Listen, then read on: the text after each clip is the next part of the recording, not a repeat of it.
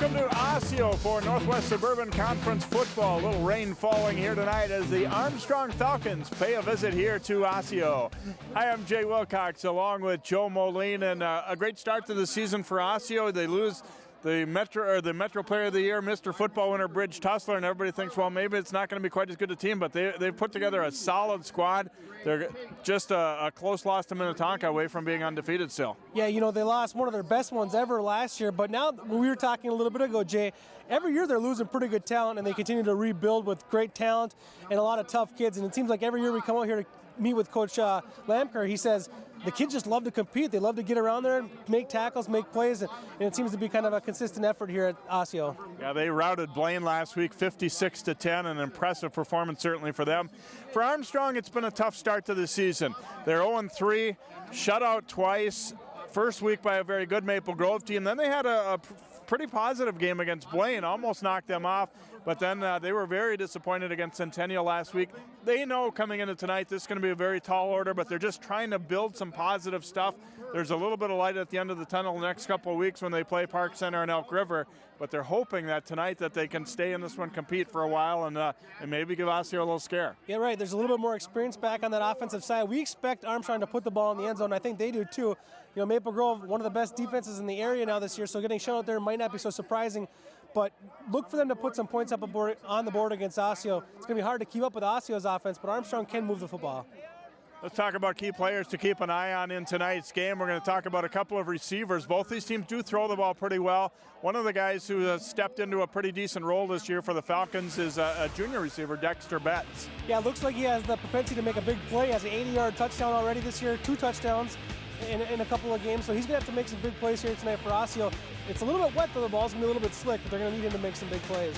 And for Osseo, Matt Nedke's done a nice job at quarterback, and he's throwing to one of his favorite targets anyway, Connor Kittleson. He's that big receiver that seems to be in vogue a lot of times now. He can go up and get the ball for you. Yeah, Osseo always has one primary wide receiver that's 6'3", 6'4", 6'5". He's that receiver for them.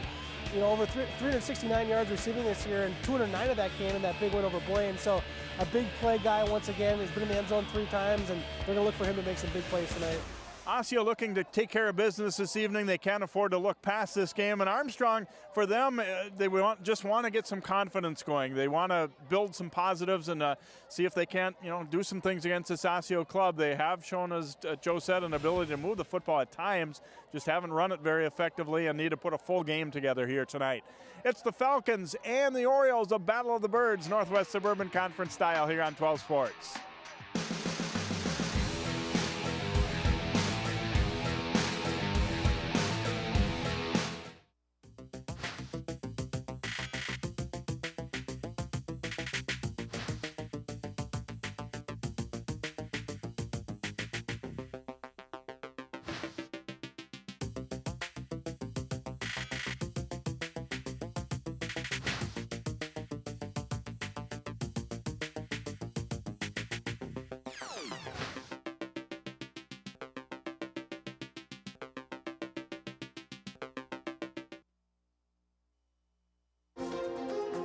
A Brooklyn Park church received some unwelcome visitors this past weekend. Volunteers really do have their work cut out for them. They'll be inspecting 23,000 residential lots and city boulevards. The problem began when the railroad decided to increase the train's speed. In the process, they had to raise a portion of the track over here. Fire crews got a call around 4 Friday morning from a passerby alerting them to a deck fire. This time, little lob for Winnicky, trying to go up and get it. Touchdown!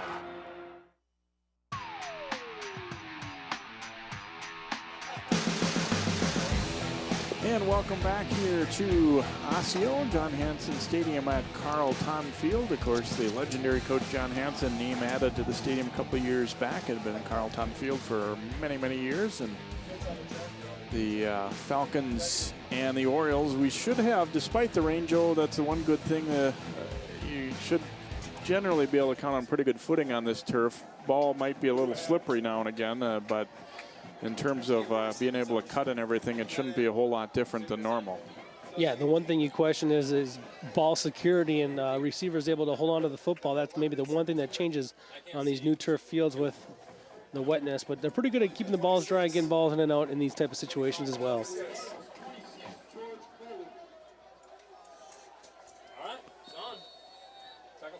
George Foley will kick it off here for Osseo, and this one is going to go out of bounds. So Falcons will start in pretty good field position here as they bring out the offense, and senior quarterback Quinn Frizzell running the show for his father Dave, who is the second-year head coach at Armstrong. And I was saying Quinn's numbers actually are pretty decent for a team that's 0-3 and been shut out twice, and not bad at all.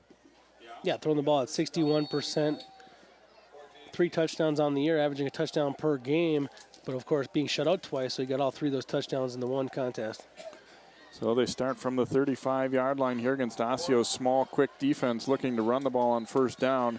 And Will O'Hora, the 5'8", 185-pounder, it's something they've struggled mightily with, is trying to run the football this year. It sounds like we might see a fair amount of Thomas Barber, the up-and-coming sophomore. There you get a look at Quinn's numbers this year. Barber, number 44, will be playing linebacker, but we might see him run the ball some too. 6'1", 215, and by the way, his dad and both brothers played in the NFL.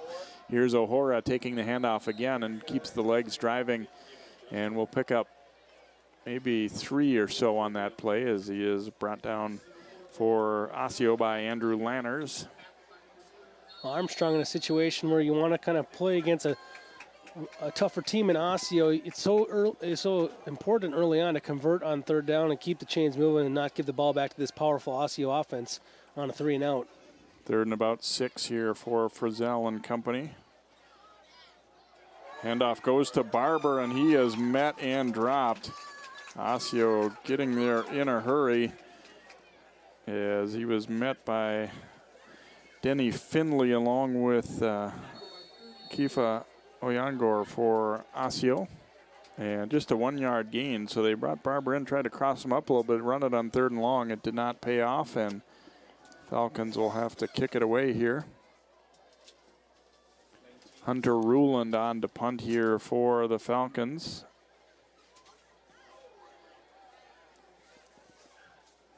And ball bobbled. A scramble for it is coming up to try and make the grab. There was Cortez Stanley. Looks like he will get it back, but not ideal here for Osseo as Stanley took his eye off it there. He had a defender right there, but he's able to pounce on it. I was really surprised Stanley did not call for the fair catch in that situation. That ball had good hang time. The coverage was downfield in time, and he tried to make a difficult catch there.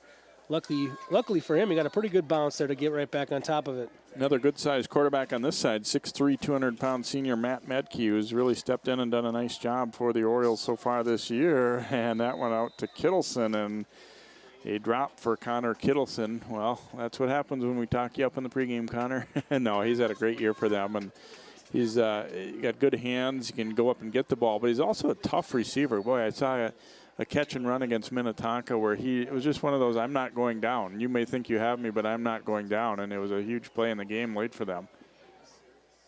So 2nd down and 10. Edke's going to turn and hand it off this time. Jamin Hampton, and there's Barber getting there in a hurry to make the stop.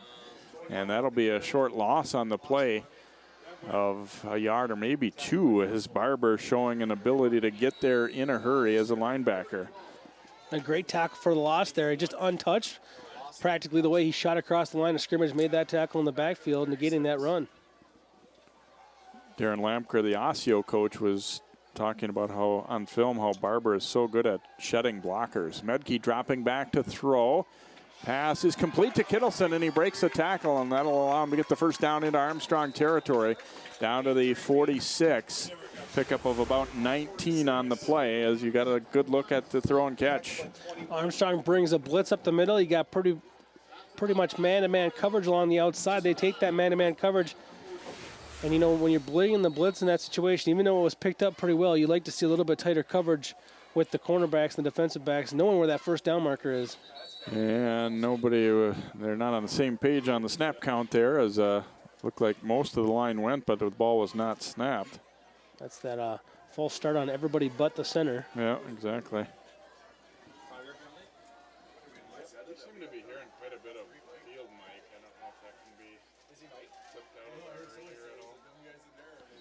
So make it a 1st and 15 now for the Orioles after the 5-yard mark off. First time with the football for Osseo. No score early on here. Armstrong and Osseo here.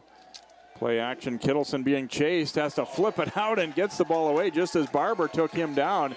And that'll be a big gainer and close to a first down on the play as he found Justin Ikior there. I'm going to pick up 14 on the play, and he had to get rid of that one in a hurry with a little flip after Barber got to him. Well, he doesn't get much on the throw, but just enough to get it to his receiver. And you watch the play right here. Look at him just in the nick of time get rid of this football. Not Barber, I'm sorry. I mean, don't want to take credit away there from DeAndre Hodroff there. 24 rather than 44. And be a first down gain here as Hampton gets his second carry. First down here for the Orioles. Second first down, I'm sorry. From the 32-yard line now, the toss back goes to Hampton. Hampton cutting it up hard. Back to the middle of the field before he is chopped down on the play. Stop made by Jack Leas. But another nice gainer here for Osseo as he'll pick up 8 or 9 on this first down carry. Hampton gets a great lead block out in front there and then kind of gets up and behind those blockers and then cuts it back across midfield. Nearly gets to that first down marker on first down. Medke looking to throw, and the pass is complete for the touchdown. Josh Goldschmidt on the receiving end for the Orioles, and they will strike first and go up early. 23-yard pass completion and the touchdown there to Goldschmidt. Goldschmidt and the quarterback Medke, so much confidence in one another that Goldschmidt gets off the line and that ball's in the air before he even turns his head to the football. He was concentrating on just getting downfield and getting behind his defensive back. Good timing, excellent throw. And it's a fake. Medke now will throw, and that one's going to fall incomplete.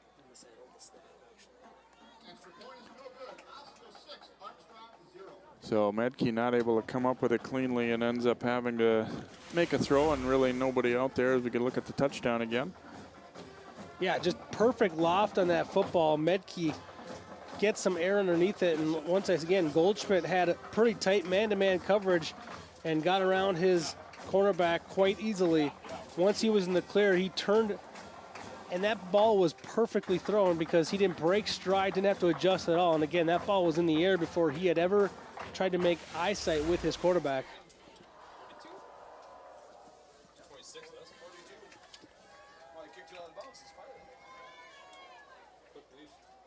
So Osseo goes up early by the 6-0 count. Gonna have Simon Tao be the kicker this time. Goldschmidt's second touchdown of the year for Osseo, second on the team in receptions and touchdowns now. And a good strong kick all the way down to the 1-yard line here.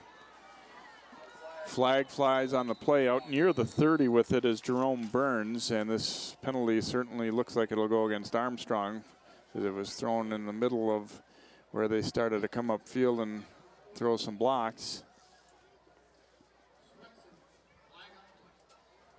Illegal block in the back.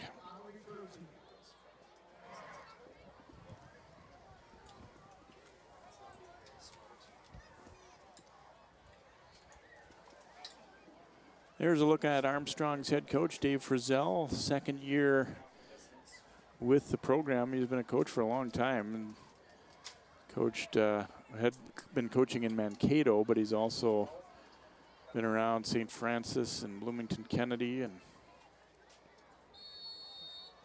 so the Falcons not going to have too great a field position this time as they'll start back on their 12-yard line after the penalty.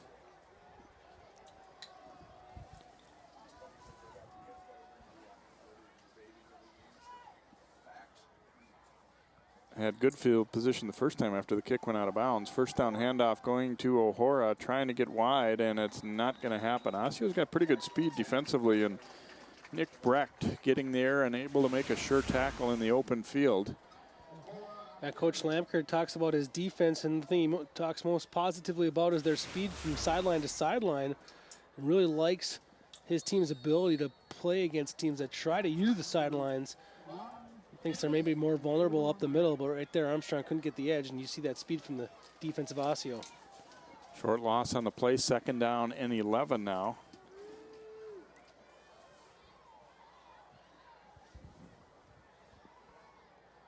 Frizzell bobbled the snap briefly, got the handoff away, and O'Hora took a solid hit. Unblocked on the play was Rich Davis, who's had a nice year for Osseo so far. And it'll be a gain of a couple, maybe 3 for the Falcons. It'll bring up another 3rd down and long, though, for Armstrong.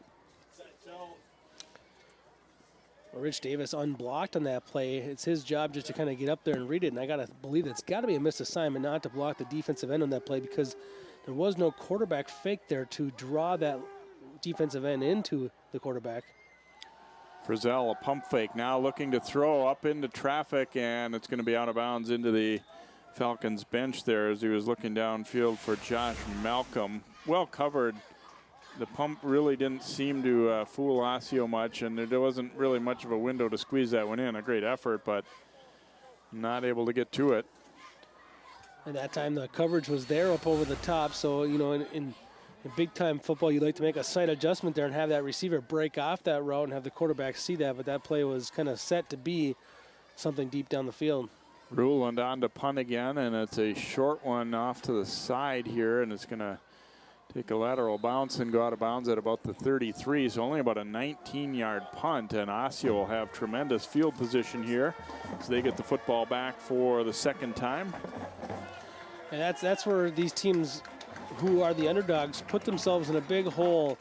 If they end up getting the football to start the game and they aren't able to move the chains on their first possession and then they do it again, you just can't afford to give a team like Osseo these short fields to work with. From the 34, handoff goes to Hampton on the sweep, and he is run down. Nice job defensively by Ruland to get there and drag him down as you see the Falcons defensive lineup across your screen there. That's going to be a loss of a couple on the play. Solid tackle there on that sweep. 6'3", 210 pounds. Ruland moves pretty good right there, getting down the line of scrimmage and chasing down the running back, playing along the defensive line, but showing some speed. 2nd and 12, Medkey out of the shotgun will hand it off. Hampton makes a nice cut. Hampton into the secondary. And he will have a nice gainer down close to the 20, give him about 14, and he'll have a 1st down on the play.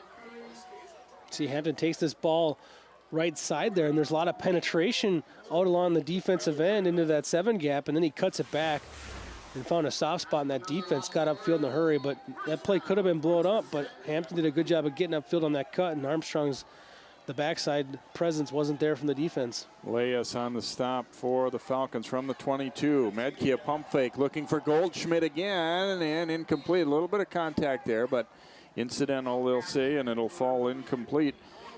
Similar route to the first time, only a longer throw from across the field and a tougher one to squeeze in there. There's a look at Darren Lamker, the Osseo head coach, and of course he played his high school football for Armstrong and was also an assistant coach there. And has done a nice job, obviously, with this Osseo program. He's just the kind of guy that kids want to play for. He'll get on you as much as anybody, but he's also a guy that they know he knows what he's talking about, and is a great motivator as well.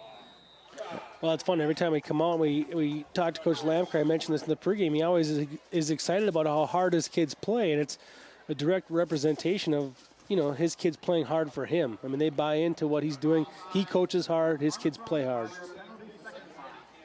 Another thing I like about Darren, too, is not to downplay, but sometimes you'll have other coaches that say, you know, they're afraid of expectations, or they're afraid of talking about wanting to be a top-level program. Well, he said, why would you play if you're not trying to do that?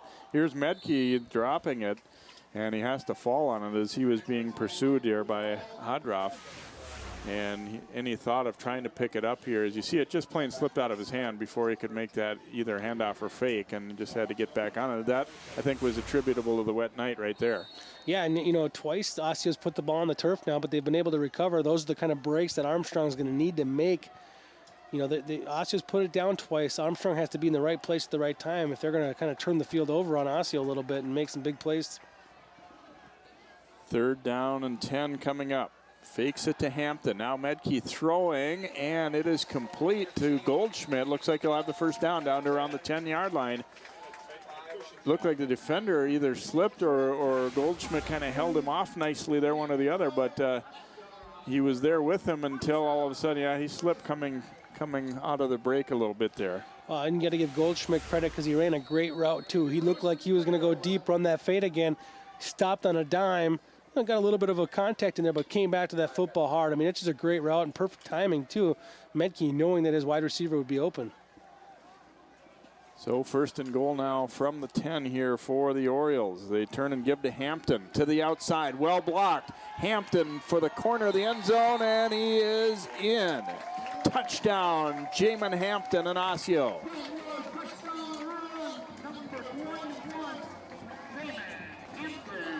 He has good wheels, but they also got out and got a little convoy going for him there and did a solid job blocking that one. Well, this Osseo team has really blocked the sweep play quite well, and they're good. They got a pretty, looks like to me, athletic offensive line that's good at getting out there. After the mishap trying for the first extra point, they're going to try and go for 2 here and get back on the 7 number if they can do it. Quick pass, and it is caught. Kittleson for the 2-point conversion from Medke, and it'll become 14-0 Orioles with 4:21 to go here in the first quarter. Well, they line up there, and they have what they have is man-to-man coverage in the 2-point conversion. Both wide receivers are out there, and they're either going to run the fade or a slant. First, we're going to take a look at that touchdown play. Look at the great block in the backfield, first of all, from Ekior.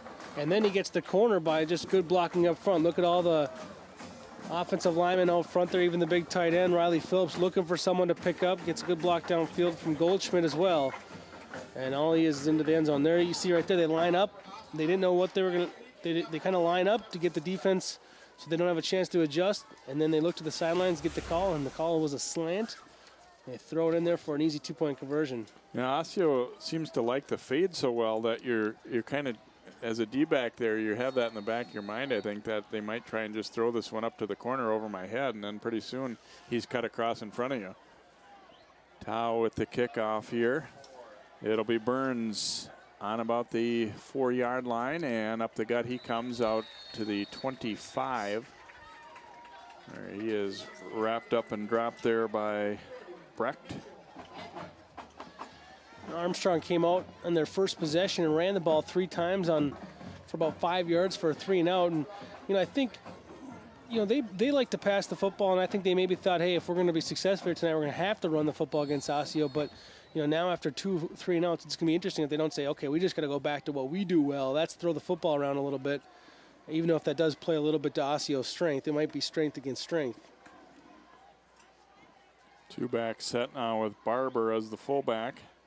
And they'll run behind Barber with O'Hora, and he does not get a whole lot as he is brought down on the play for the Orioles there by Lanners.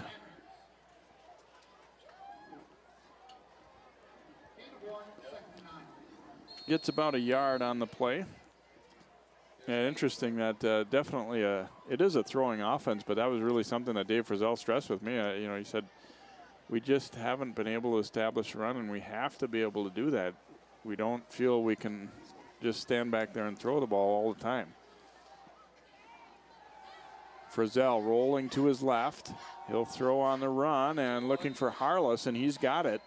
Going to be very close to a first down, but looks like they'll be a little short, but a nice throw on the run out to the left here by Quinn Frizzell. Yeah, we've seen this from Frizzell last year in the game that we saw him too. He's very comfortable out of the pocket throwing the football on the run, and he gets away from the defensive pressure. Then the offensive line actually did a good job of protecting him as well. So 3rd down and a yard here for Armstrong, and it's going to be O'Hora, and he'll have the first down with ease. Davis coming over to make the stop along with Lanners, but that was definitely the best blocked play so far for the Falcons as they ripped open a nice hole. Yeah, they want to run to the right side. That's where their big captain and offensive tackle is, Ryan Casperson. They also had Barber leading the way there from the fullback. They'll go back to O'Hora. Takes a hard hit after gaining 2, maybe 3. Close to the, well, put it at the 44, so a couple yard gain. See, they're going a little more power look on these runs with a fullback in there. 2nd and 8 now for Quinn Frizzell and the Falcons. Spins out right, looking to throw on the run, and incomplete. Ball caught but out of bounds by Harless as he just ran out of room. He knew he was getting close and tried to get those heels planted, but it just couldn't quite get it. Oh, just lift up that left foot. I thought he had it, the right foot was in, but the only problem is I think the left foot was out at the same time. If he could have just found a way to get that left foot in the air for just a moment. 3rd down and 8 now for Armstrong. Osseo wanting to get the football back. They already lead 14-0. Frizzell's going to hand it off, and O'Hora is popped and driven backward. Scott Hildebrand and Lanners finishing him up high there, and a little bit surprising there that, I mean, I guess you're trying to cross him up a little bit, but the odds of them running that ball 3rd and 8 and getting it didn't seem all that strong. I agree with you there, Jay. I mean, I think you stick to your strengths there, and you know you're not 3rd and 8. Even if you catch him off guard for a little bit, you might only get a few yards there. I mean, maybe you go with a draw play there, but that was pretty much a dive right up the middle there out of the gun.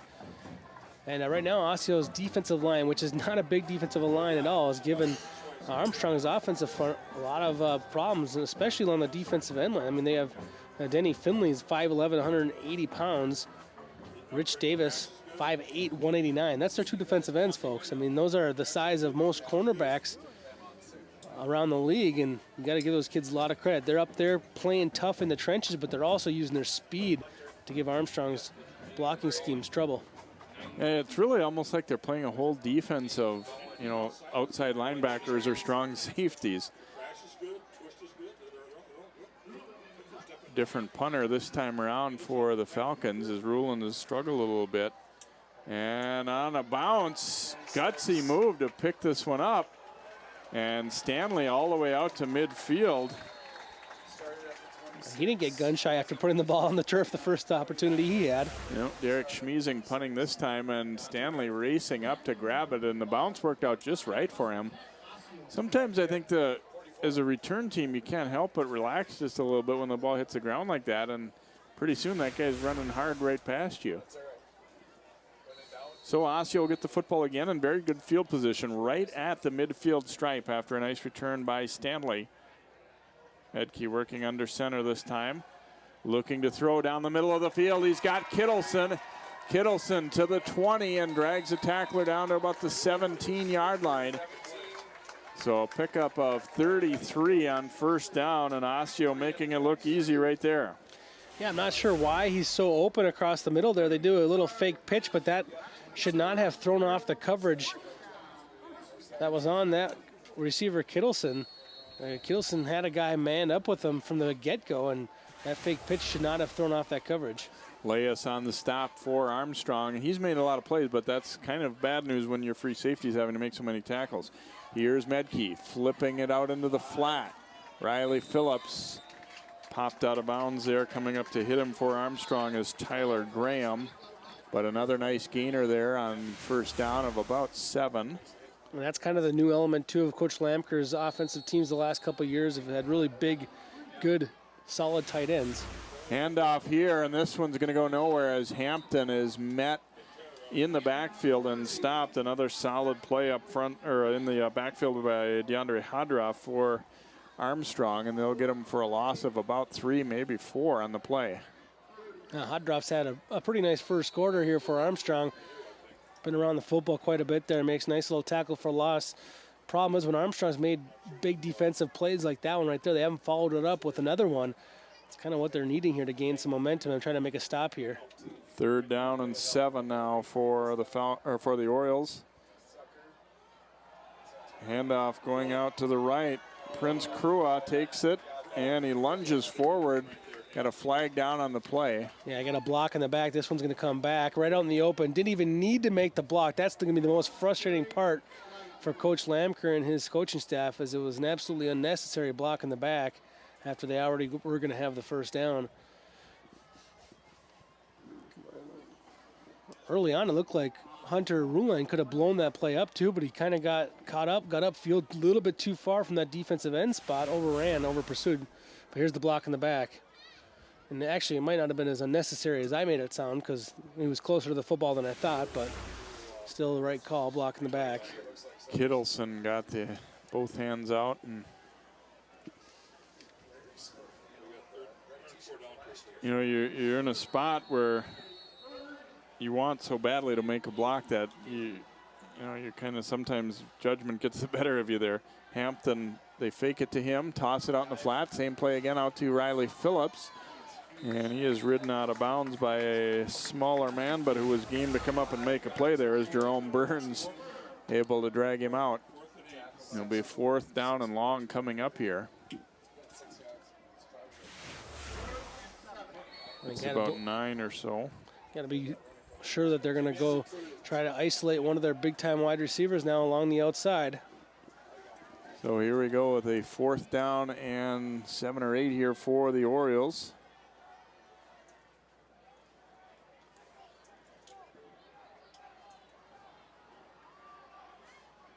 Medkey coming to the line again, looks back to the bench. They're going to use a timeout here. Oh, I love Coach Lamker. It's fun to watch Coach, just because the way, you know, he's got these new signals now, and that one right there, it was, you know, he's been known to come out on 4th down and do the whole, try to get them to go off sides, then call the timeout late. But that time he pretended that, tell his quarterback, get back under center, go, I want you to go. But that was all part of the plan, because, you know, he hustles back under center and then ends up calling the timeout anyways. Now he gets time to kind of sit down, talk to his offense, and set this big 4th play up. We always joke too, Coach Lamker needs his 3 timeouts. He likes to use them in the first half, and then contrastly, we used to talk about Coach Lombardi, who's the head coach of Maple Grove. When he was at Wayzata, he used to get all the timeouts because he liked calling his timeouts on the defensive side of the ball. We were talking before the game, kind of unfortunate the way it's worked out. Osseo and Maple Grove do not play this year. They're in different divisions of the Northwest Suburban Conference, and Osseo is in the West Division, the smaller side, as you will. They're divided by enrollment. Maple Grove a little bit bigger there in the North Division. So it's too bad, because they're both really good football teams this year, and it's such a good rivalry game. Yeah, that's especially because of the way that they are both very good now. Here's Medkey dropping to throw, looking, throws a jump ball up, batted away. Nice job to stay in front of him there defensively by Lovett Armstrong there for Armstrong. And I said, got to be a player if he's last name Armstrong, playing for the Armstrong Falcons there. That'll fall incomplete. This jump ball situation there, not a bad idea, obviously, on 4th down, too. No, he got a huge height advantage out there. Lovett Armstrong, only 5'6", but, you know, used every bit of it, used his jumping ability, and just really got under himself there and made a great play. It wasn't a bad throw either. So Armstrong will get the football back. 1:20 to go here in this first quarter. They'll have it at their 14-yard line, have done very little offensively. Frizzell will hand it off to Barber. And Barber knocked down, pursued there from the backside. Kifa Leongor coming up with the stop. Well, and they're also, you know, Osseo right now, because they haven't had to guard against any deep passing, the safeties are really getting up in there against the run game and being very active. And Armstrong's going to have some way to loosen up those defensive backs, because right now they're helping stop the running game of Armstrong as well.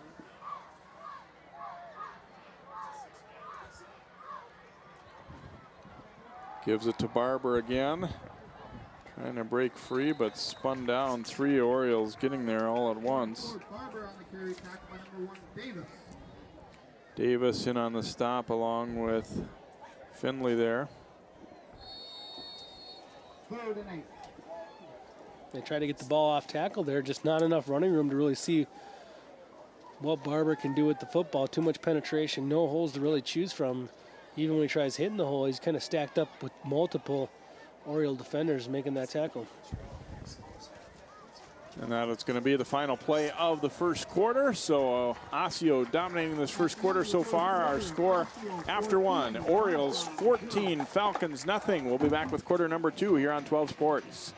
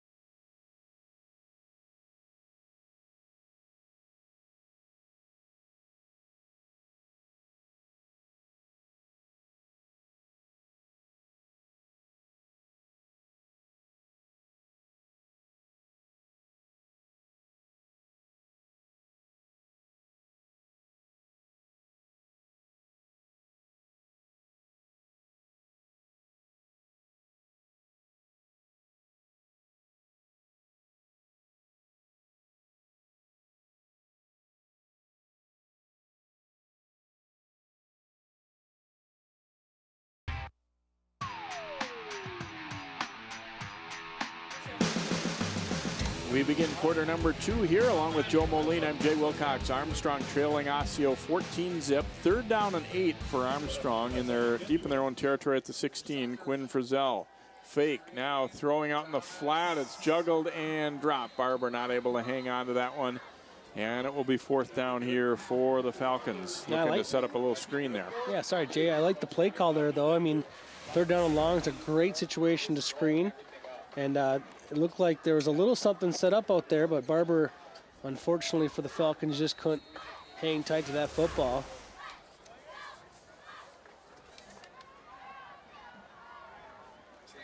Schmeezing on to punt.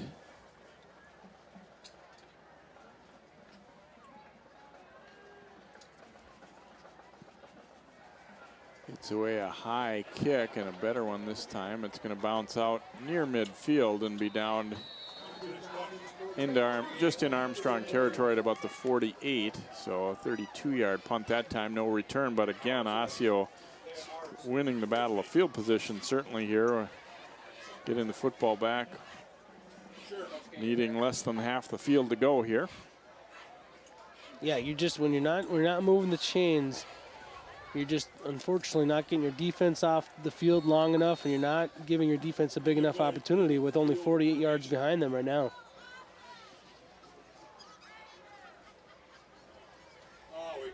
Handoff goes to Hampton. Hampton getting to the edge. A little stiff arm there and then pushed out of bounds. Doesn't quite get the first down, but he's close. Pick up about 8 on the play. Make it 9. So 2nd down and yard. Osseo starting to get that running game going a little bit after Armstrong had made a couple pretty good stops early on, but Osseo has been able to throw it quite effectively throughout. 7 out of 10 already for Medke. Toss back to Krua. Shook the first tackler and then did not shake tackler number 2.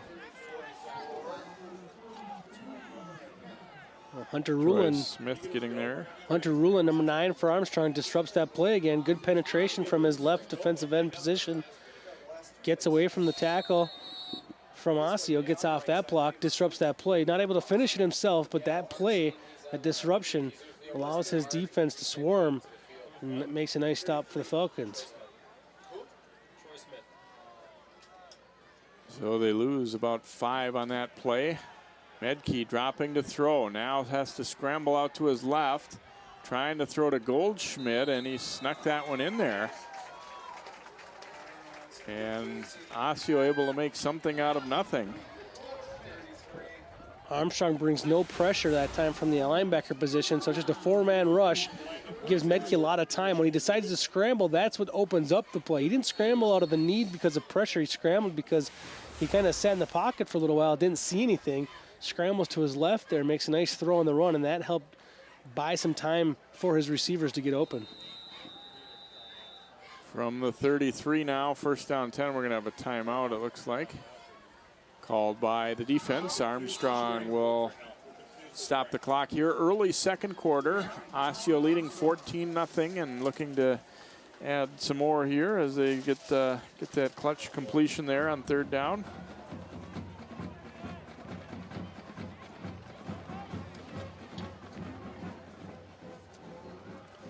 Osseo is just an interesting football team in that they're a 6A team, so a lot of the big successful 6A programs have that huge size up front, and you know, Osseo doesn't really have that. What they have is a bunch of athletes running around making plays, so they sometimes don't match up that well against the Eden Prairies and the Wyzettas of the world, but then they really handle the teams below that really so well. So they're kind of just an interesting squad. I mean, they really gave Minnetonka a good fight, and all indications this year is Minnetonka's a real tough team up front and a good football team this year as well.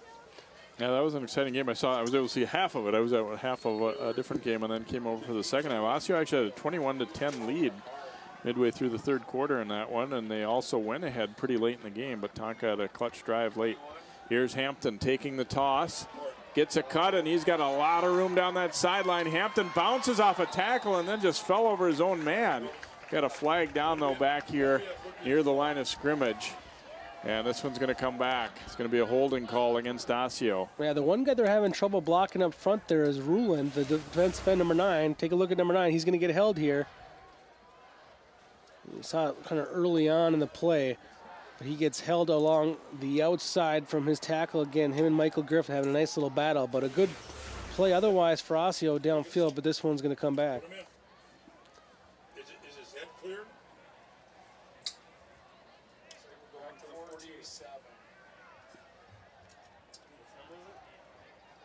So Osseo looked like they were going to be first and goal, but the hold wipes that one out.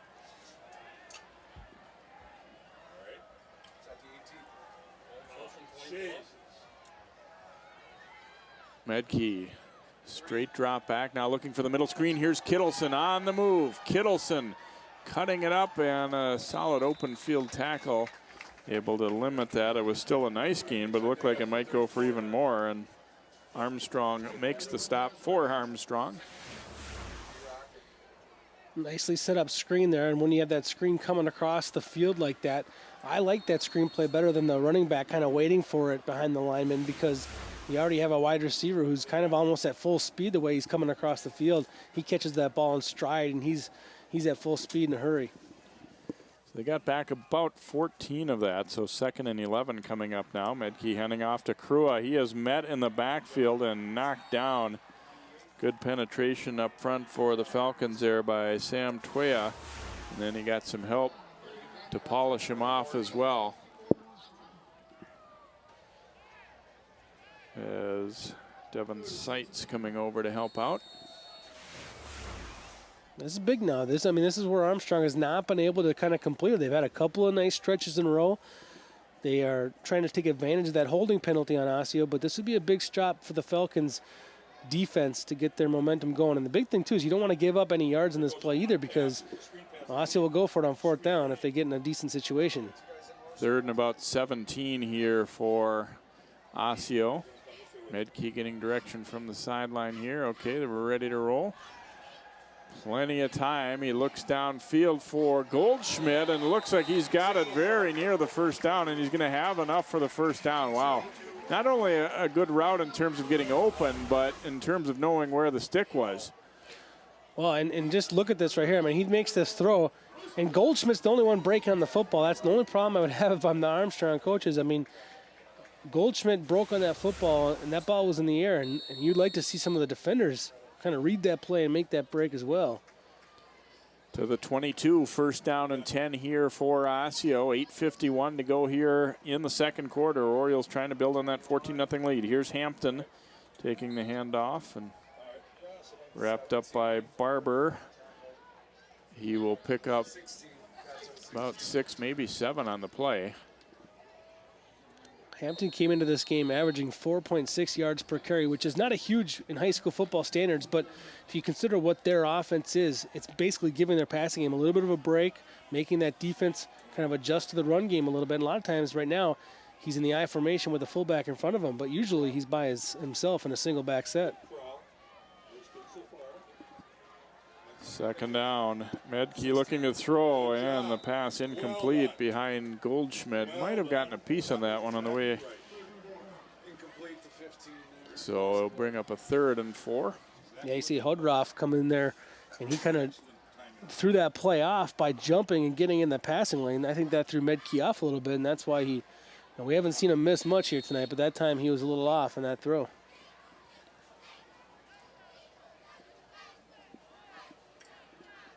Medke able to take the time to walk all the way over and talk directly to Coach Lamker here. So 3rd down, obviously in a spot where you could consider it 4-down territory here. Gonna hand off on the reverse, and nice job by Barber, not fooled at all, and comes up to make the stop.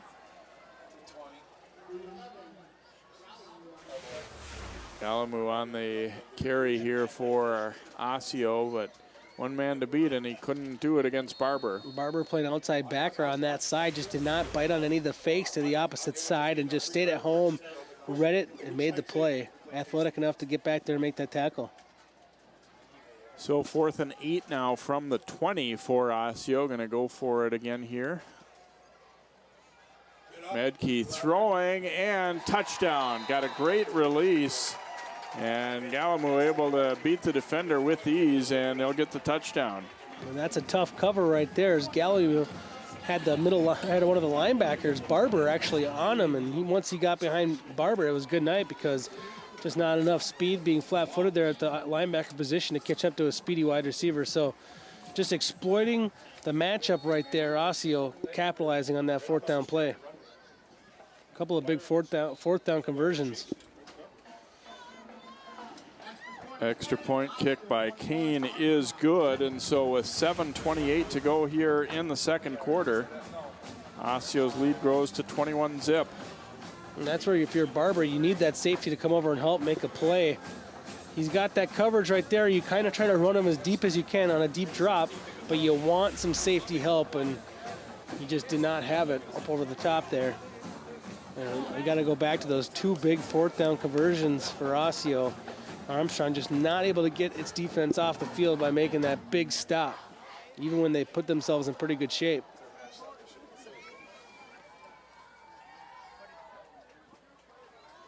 Kicking off for Osseo, 42 foul. Back deep, 11 Birds, 17 Vets.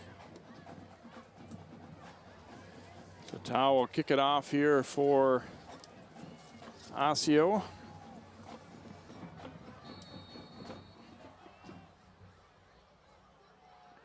Burns waiting back deep. And it's going to be Betts taking it here on the left side, and up the middle he goes.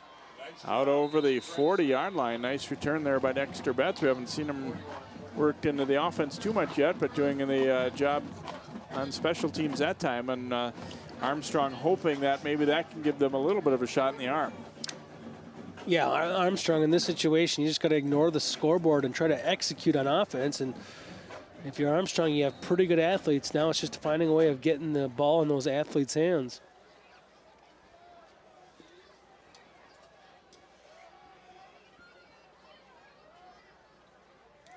Frizzell dropping to throw, fires out in the flat, and here's Betts on the catch. Out to about the 49, give him a gainer of 8. And you do wonder if they're going to start to open it up a little bit more. I mean, you're already have fallen well behind here. Well, if I was Armstrong, I would just open it up. You got nothing to lose. Play to your strength. Play a game, even if it's just Betts that is catching the football. Just play a game of catch between your quarterback and some of your top wide receivers. Harless coming in motion here. 2nd down and short. Fires complete to Betts again into Osseo territory. And That'll give them a first down to the 45, about a 6-yard pickup.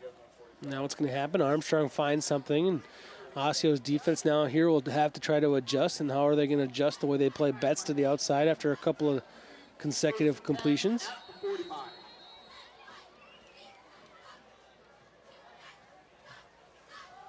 Going to throw it out for Harless and incomplete. Got it out front of him a little more than what Mason was expecting there, and kind of threw the ball a little straight and hard there. Didn't lead him much, or let him too much, I should say.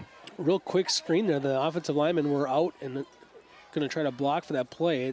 Some screens by nature take a lot longer to develop. You really let the pressure and the rush get to you. That one was a quick screen. 2nd down and 10 here for the Falcons. They go back to the ground, and that one doesn't do a whole lot, as O'Hara will go back to about the line of scrimmage, and that's it. Osseo just continuing to win that battle up front there. Ryan Lynch getting some early contact from the defensive tackle position. So a 3rd down and 10 after a promising start to the drive. Falcons now find themselves needing to convert a 3rd and long. Frizzell looking to throw, and Betts has it, but short of the first down. So he's wrapped up and driven down at around the 38. It's going to leave him with a 4th and 3 or so, and I suspect in this spot probably going to look to go for it. So he did a good job fighting to try and stay alive on the play. Yeah, you're tough. You're in a tough situation here because if it were a closer game, you'd punt the football and say, finally, we got some decent field position as a defense, but down 21 points, you want to keep control of that football at this point. 4th and 4. They toss it back to Barber, and he is not going to come close to getting there. Osseo getting out and defending that one well.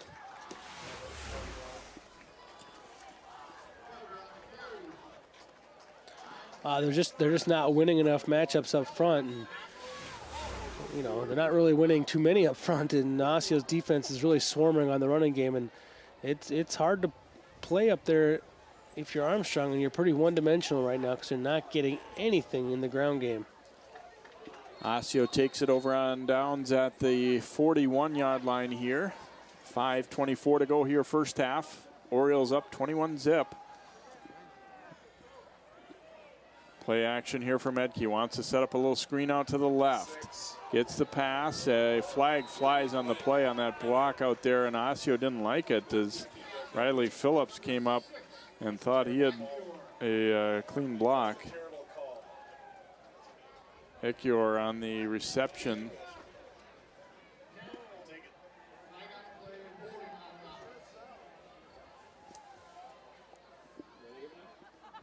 Illegal block in the back called against the Orioles. And I don't know, that one was a little less, well, not so sure about that one. Yeah, I'd like a second look because it was in the open field. It was right next to the football there, and it was really borderline, and right in front of the Osseo coaching staff, and you can guess they did not like that call one bit. So back to the 34 they go here. 1st and about 17 now for Osseo. Edke will hand it off to Hampton on the sweep. Hampton cutting it up and tripped over his own play. We got a flag down late in this play here. It might be coming back again here. Yep, we're going to have a hold against Osseo. That's going to...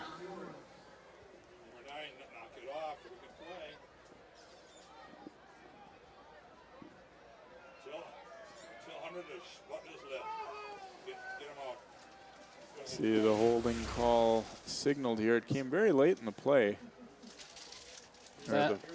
Rulin got some jersey grab, but that was really not a terrible holding. But what it's going to do is it's also your way of trying to calm the coaches down a little bit from arguing. That's the one thing the referees can kind of do a little bit, and that's their way of saying, settle down, coach, we got this. So Osseo with back-to-back infractions really moved back now, and here's a challenge for the offense.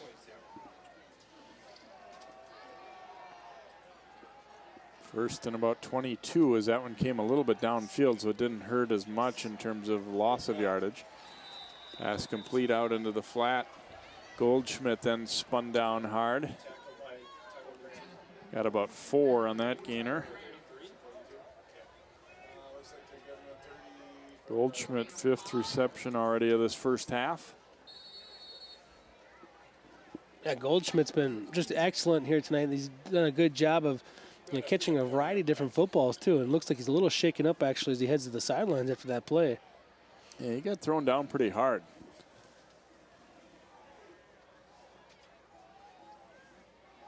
Second and about 17 here for the Orioles. Here's the pass. Kittleson takes it in stride and keeps on fighting down to about the 42-yard line of Armstrong. Give him 24 and a first down.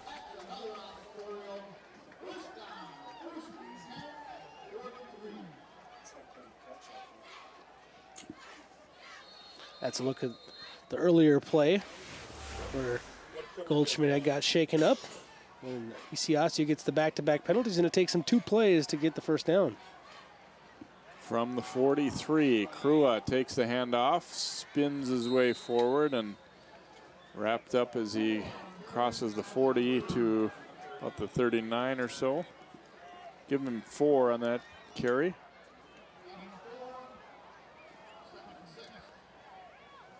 Osseo doing a nice job of mixing things up in terms of plays run, but also in terms of people handling the football.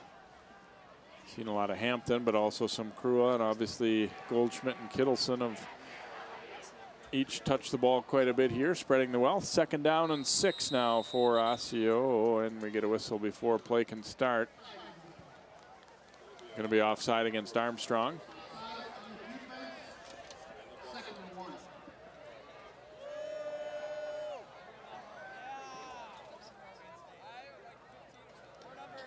There's your Osseo super fans. They broke out the duck hunting gear here tonight. Got that prime spot on the couch that the edge of the track that they've had here for a number of years now. 2nd and short. Medke throwing and pass complete. Galamu then dropped immediately, but he will have enough for the first down as they pick up 7 or 8. Injured player for the Falcons. Tuea looks like he is shaken up.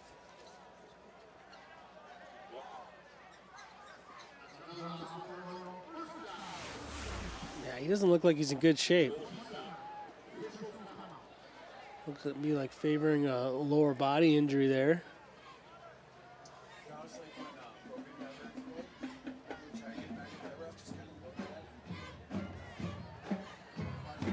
Yeah, working on that left leg, maybe calf.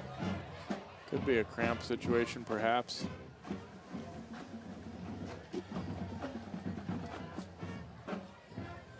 Be first down for Osseo coming out of this. Next week should be a good one for the Orioles as they host Andover, and Andover has a really nice football team this year. And I know Coach Lamker and Coach Wilkie at Andover are pretty good friends too, and they're going to go head-to-head next week and see who comes out on top. And Armstrong is at homecoming next week against Park Center, and another program that's been struggling to win games, so they feel like it's one that they have a shot in. So this not looking so good for Tuea right now as he is being helped off. It looked like he got an ankle sprain there, so no good. So Osseo is going to get back-to-back coach's son quarterbacks, huh? Is that? Andover's got a pretty good quarterback up there, right? Yeah, Connor Wilkie. He's lighting it up.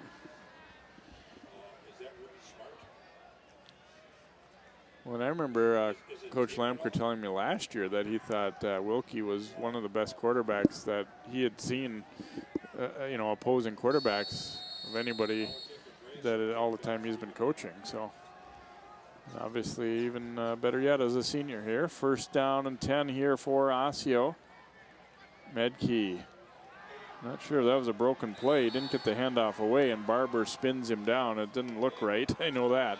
Yeah, miscommunication there. He went right, he pulled out right, and his running back went left. And then he was very smart, though, because he kind of caught him at the back end, and he, could have maybe tried to sneak the football in there, but that would have been very dangerous, and that would have led to a fumble. So wisely held onto the football, lost a yard or two, but maintained possession of the football. And you still give yourself a chance to make something out of that too, and ends up getting stopped immediately, but still not too bad, all things considered. 2nd down and 12. Here's the pass over the middle to Kittleson. He's got it. Leias comes up and puts the shoulder in the midsection, but Riley Phillips is a pretty big guy, and the pass tipped and everything, and it still gets to him. Everything kind of rolling Osseo's way right now. Yeah, Seats does a good job getting up there, getting your hands in the passing lane just like you're taught. And that's the way the ball's been bouncing here tonight for the Falcons. 1st and goal now from the 9. Medke looking for Kittleson on the jump ball, and he's got it for the touchdown. Osseo stretches the lead out as Medke finds Kittleson.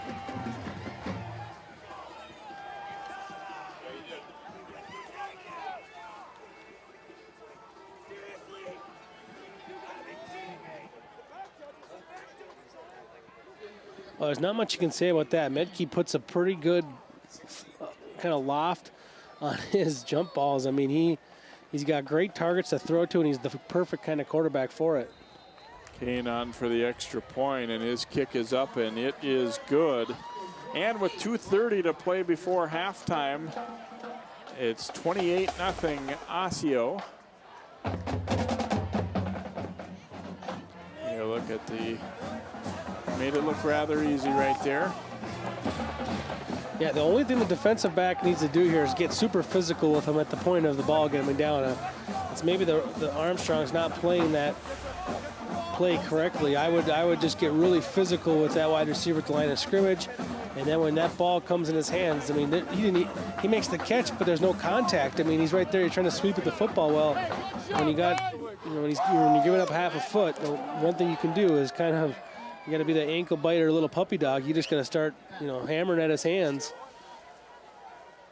At the risk of getting a pass interference call, you got to take a swipe at those hands.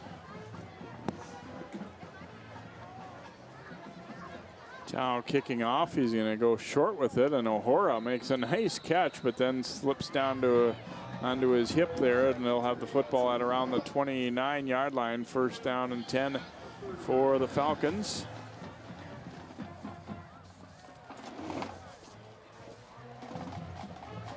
Armstrong found a little bit something on that last possession with those quick 3-step drops.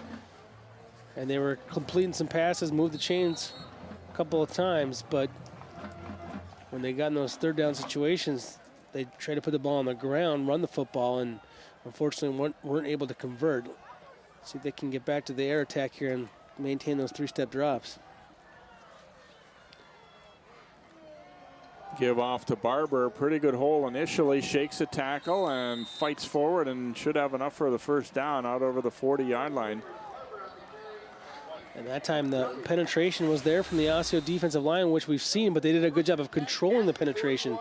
Penetration was there, but the offensive linemen kind of were able to get the defensive lineman to the turf, and there was a good enough gap there for Barber to dash up the middle, and we do have an Osseo player down injured.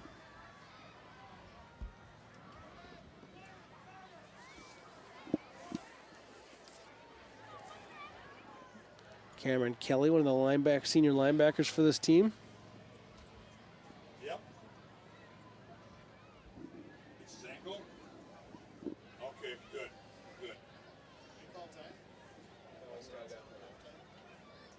And looks like he'll be able to get up and make his way off here. Kelly shaking his head.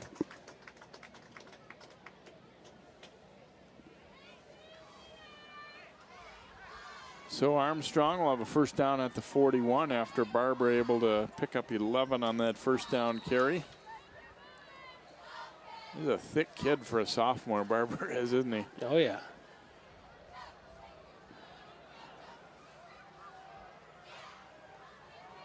Fake the handoff to him this time. Frizzell throwing on the run.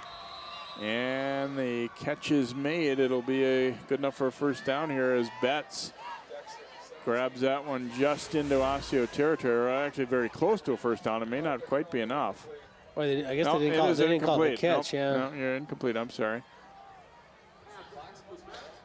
I was going to say, the spot kept on getting worse and worse. They were just bringing the ball back to the line of scrimmage. I misread the signal as the official came in. I thought the trail official was calling it a catch. Obviously not.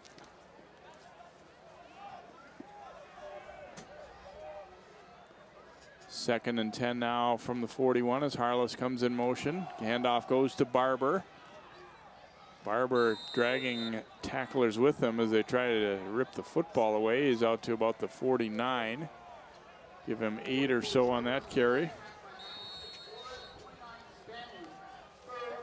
And they're going to go quick here with 1:25 to go before halftime. 3rd and a couple here for the Falcons. Frizzell throwing complete to Harless, and he gets out of bounds at the 45.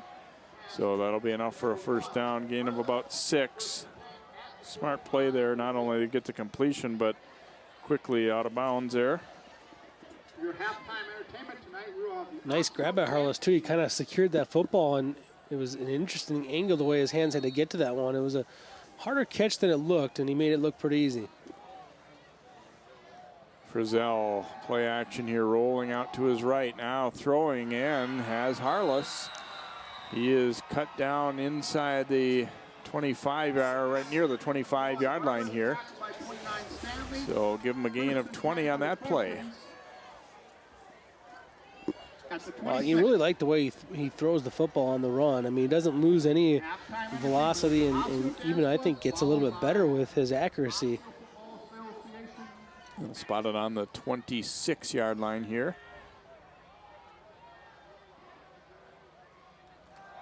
Frizzell under pressure, gets it away, complete, and then bobbled at the end. Here's a scramble for it. Looks like Armstrong's going to have it for the touchdown. They do. Completion to Betts, and then see who ends up with the recovery here. It's Josh Malcolm who winds up with that football. So a unusual route of getting a touchdown, but they'll take it. Yeah, I don't think they'll worry about the style points at this point. You know, they avoid getting shut out for the 3rd time this year and get some points on the scoreboard before halftime. Snap bobbled a little bit, but the kick is still up and it is through. As Michael Elder bangs it through. And Armstrong on the scoreboard here with exactly a minute to go here in the first half. Courtesy of this play, Frizzell got hit right as he threw that. Yeah. Betts took a couple of steps before he bobbled, and you see Malcolm clearly won the battle for the ball. Frizzell's, give him some credit, folks, because, I mean, he stands in there, and you can see the blitz is coming.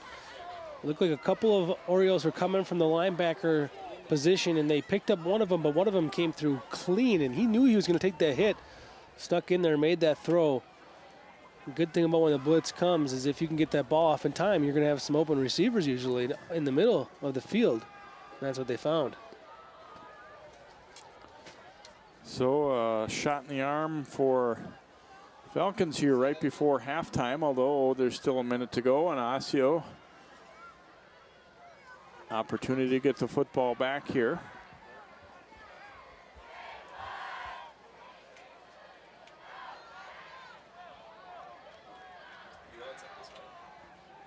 So Elder will kick off here for Armstrong.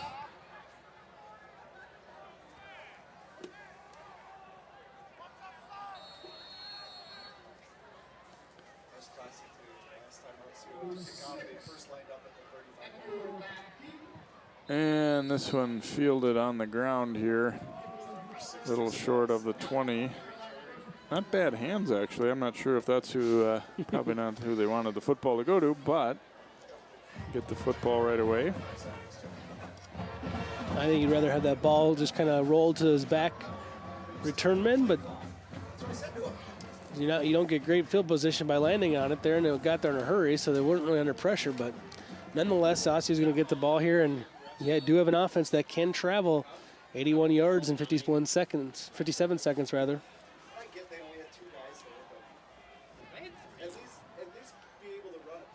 Medkey is going to hand it over to Hampton. Hampton cutting it back across the middle and brought down by Barber.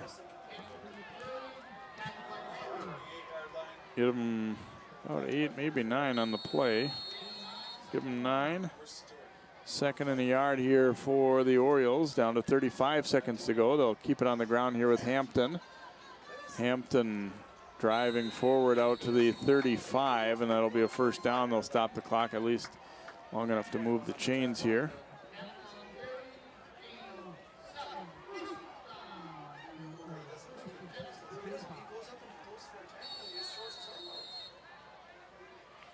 Medke dropping to throw, wanting to throw over the middle, and it's intercepted.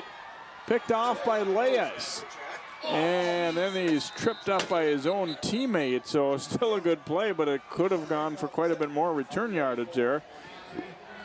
As Leas read that one, steps in and makes the interception. Medke has not missed too many receivers, but that one right there, overthrown by a couple of yards. And it's just unfortunate for the Falcons because that one had a chance to go the distance. So only 16.8 seconds to go here for Armstrong as they get the ball back. Couple of timeouts. Might have a chance to maybe get 3 plays in if you're lucky, maybe 2. 4th interception of the year thrown by Menke. Here's Frizzell out to Betts. Betts almost got his way through the couple of tacklers there. We're going to have a quick timeout called by Armstrong here after a first down pickup of 8 or so.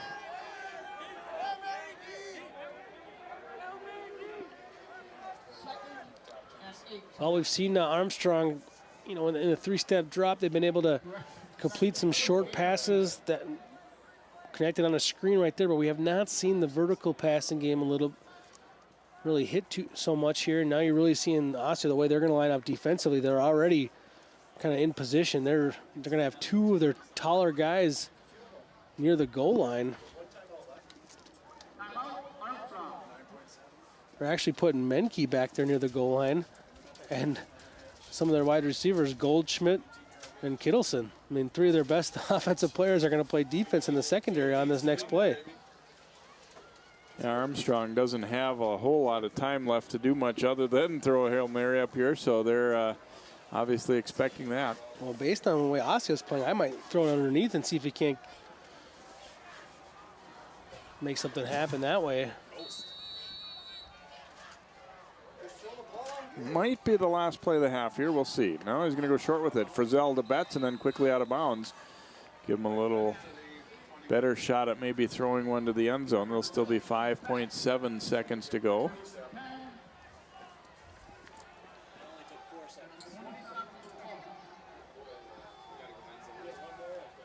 And they're going to try a long field goal here. Wow. As Elder is going to come on. This will be about a 44-yard attempt. This timeout taken here by Osseo. I don't think this was an ice the kicker thing so much as that they didn't have the right personnel or maybe even the right number of players out there, because I don't think they were expecting field goal here, obviously. Yeah, I think the field goal threw them off a little bit. Armstrong's going to know their kicker better than we would, but this is some serious faith and some range. I mean, and this is just trying to put some points on the scoreboard, I would believe, too, because if you'd think you try to get back into this game, and that would be via touchdown. And because of that, you must have a lot of confidence in this field goal. You do have the wind at your back. That's something to point out, because there's a decent wind out there tonight.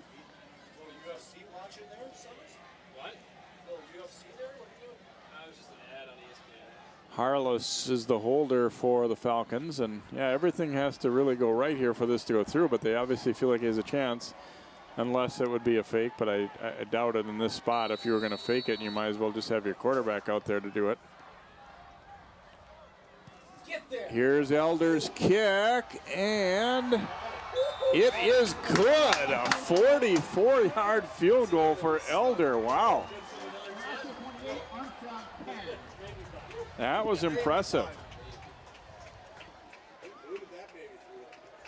And comes with 0.2 of a second left. How about that quick way to get a turnover there? I mean, you would not, if you'd have told me, a few minutes ago that Armstrong was going to put 3 points on the board before half, that would have surprised me because Osseo had the ball and they were going to try to score. That's a good-looking kick, though.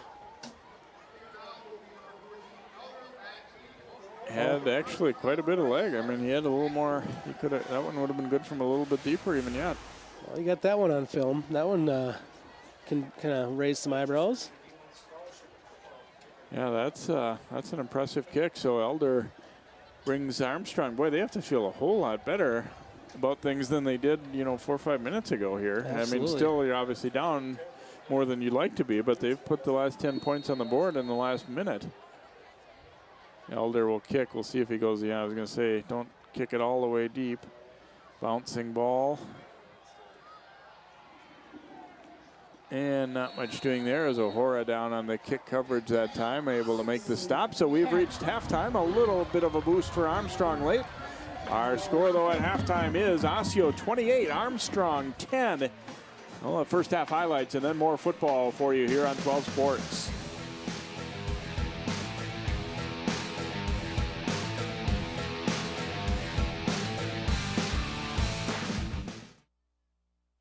Osseo, Crystal, and Plymouth. Channel 12 is your local source.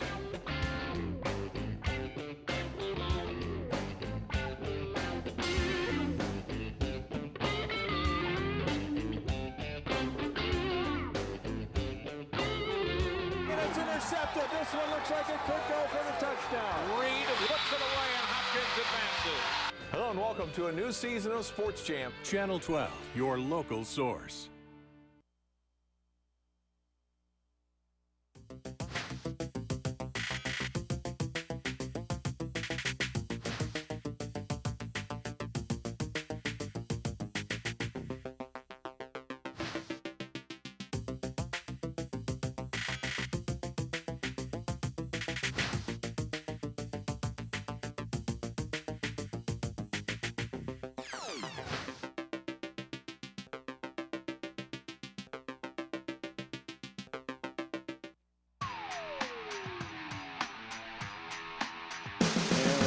Here to Osseo, the young kids getting a chance to get out on the field here and compete on the turf here at halftime. Our score is Osseo 28 and Armstrong 10 as we check out the first half highlights in this one. And it was mostly Osseo in the early going. Medkey throwing down the sideline to Goldschmidt there for a 23-yard touchdown.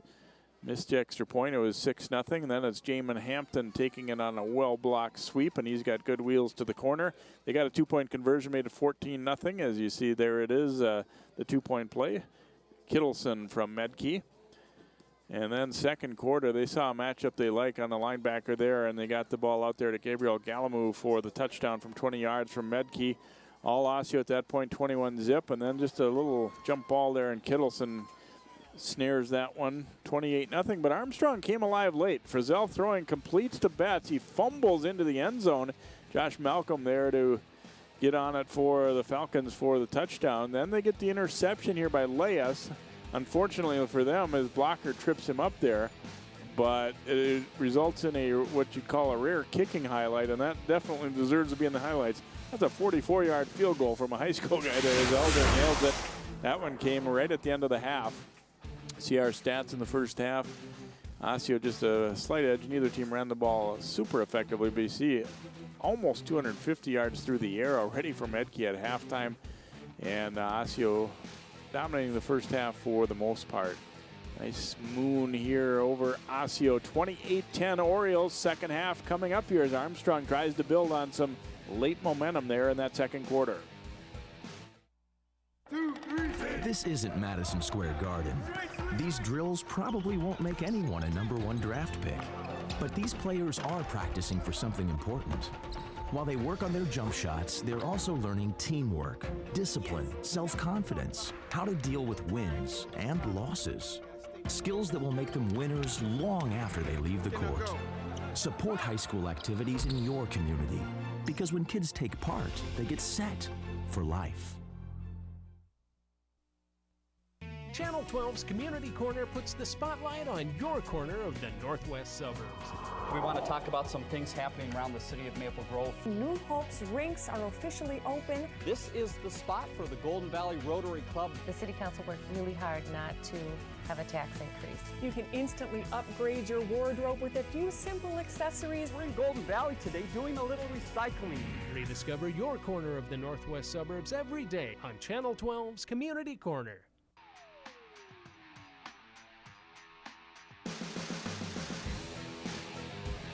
And welcome back here to Osseo as we get set for the third quarter here. Dustin Ekior waiting back deep for Osseo. Elder, who obviously showed he has a pretty good leg at booting that field goal, is going to be kicking off here for the Falcons. Armstrong running over for a quick last-minute huddle with the coaches here. When the ball was on the tee, I'm not sure. The officials weren't ready to get things going here, so they give them a quick little instruction. But it'd be interesting to see, Joe. I mean, for the most part, first half was dominated by Osseo, but does that, late 10 points give Armstrong a boost, get them going here early in the second half? And just being able to kick this ball as deep as possible and cover the kickoff a little bit and make, finally, your defense have some room to breathe. Oh, they're going to go onside kick. Well, it's worth the risk, though, because now you just re-kick it, right? So now you lose a little bit of yardage, perhaps, on the penalty, but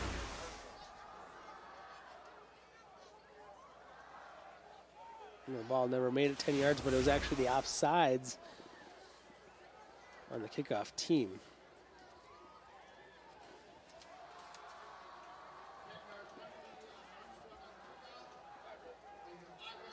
So push them back 5 here. The element of surprise no longer there, though, if you were thinking of trying it again.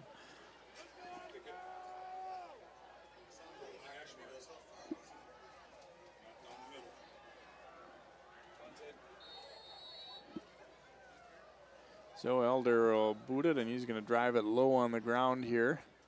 Takes a big high hop. Grabbed there by DeMario Armstrong. And he will fight out over the 35 to about the 37. So we've got a player last name Armstrong on each team, and we've got Armstrong Falcons playing in the game. Osseo, a very business-like first half offensively. I mean, Connor Medke throwing for 244 yards, and Kittleson and Goldschmidt the primary recipients, and they were as good as advertised and then some in that first half. Yeah, there's just no matchup that Armstrong found that was competitive out along the outside between those receivers. Medke's going to throw on first down. He has Kittleson. Kittleson trying to break a tackle there. He'll have enough for the first down, it looks like, out to about the 48. Give him 11 on the gainer. Well, Kittleson's having his way in these matchups no matter what they do against him. On the short pass right there, he catches it, and he's doing a good job of not getting tackled immediately. And he's getting some yards after the catch, enough there for a first down. And also downfield, he's been a big problem. Medke will turn and give it to Hampton. A nice hole up the middle. Hampton now trying to bounce it outside. And he is ridden down there by Hodroff for the Falcons. But this will be enough for another first down for Armstrong, down to the 41. Or for Osseo, I should say, down to the 41 of Armstrong. You saw left guard Martin Olson, number 66 in that play, have an absolutely great block. Pulls from the left guard spot up into the hole, knocks out the Armstrong defender, and then buries him downfield for 5 yards. Hampton on the carry again.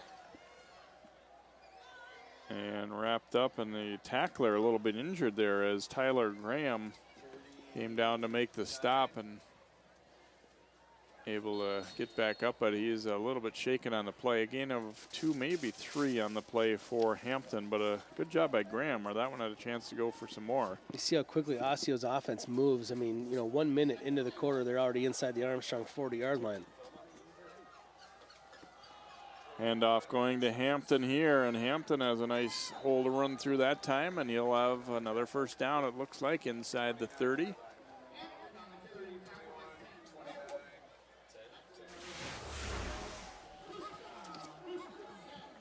Great blocking up front there at impact. They really open up that hole along the left side. Hampton hits it hard. Gets that first down again for the Orioles. Hampton, a speed guy, but he's not afraid to put his run between the tackles also. This time he tries to bounce it to the outside. Got a good block on the edge. Cutting it back, and Burns able to wrap him up at around the 20, but it's still going to be another 9 or so for Hampton. Well, there's a big problem there for Armstrong. There's absolutely no containment out there on the left end, and there's not enough pursuit to the football either. That ball got bounced to the outside, and usually when the ball gets bounced to the outside, the defense has some time to make up, get off blocks in pursuit. It really wasn't there for the Falcons. And a little early start there from the right side of that offensive line for Osseo. Alex Peterson got an early jump for the Orioles.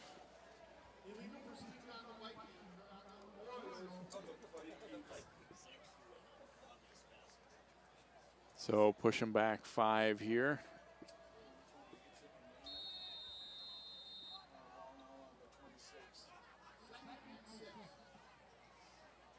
Second down and 6 coming up here for the Orioles.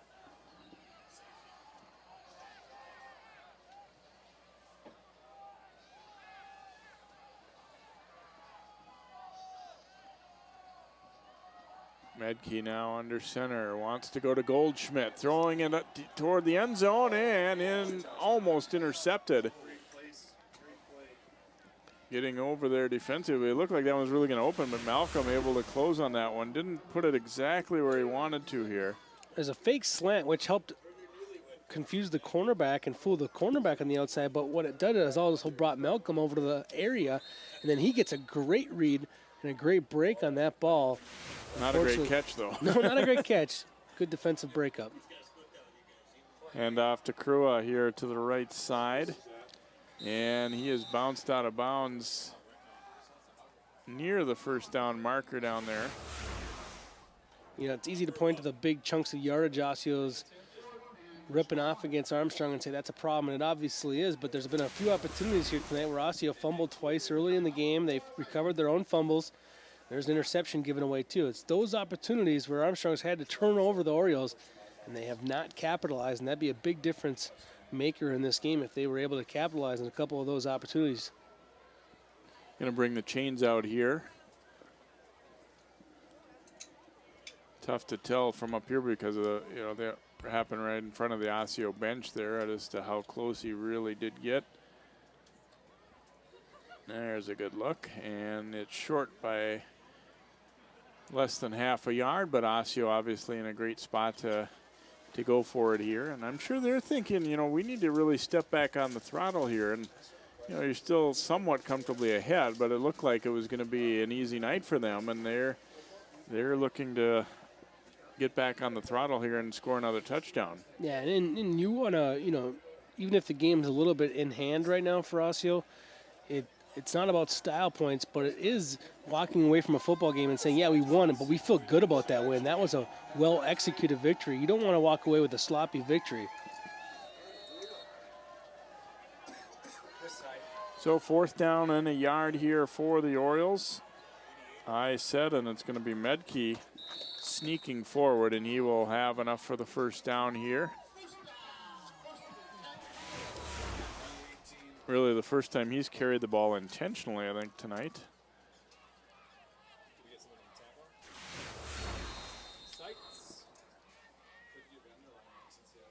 So Osseo football on the 18 now, 1st down and 10, trying to build on a 28-10 lead. A nice little march here for the Orioles.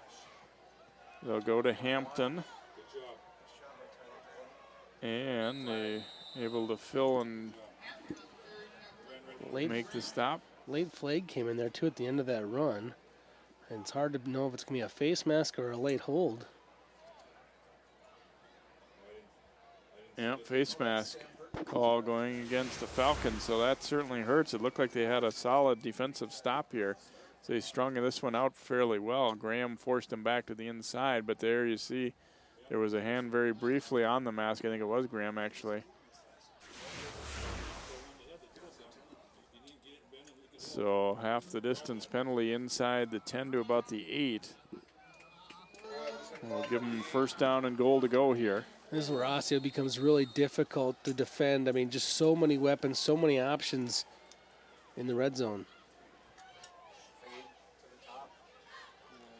Edkeel handoff to Hampton, trying to bounce it out, and Malcolm came knifing through there.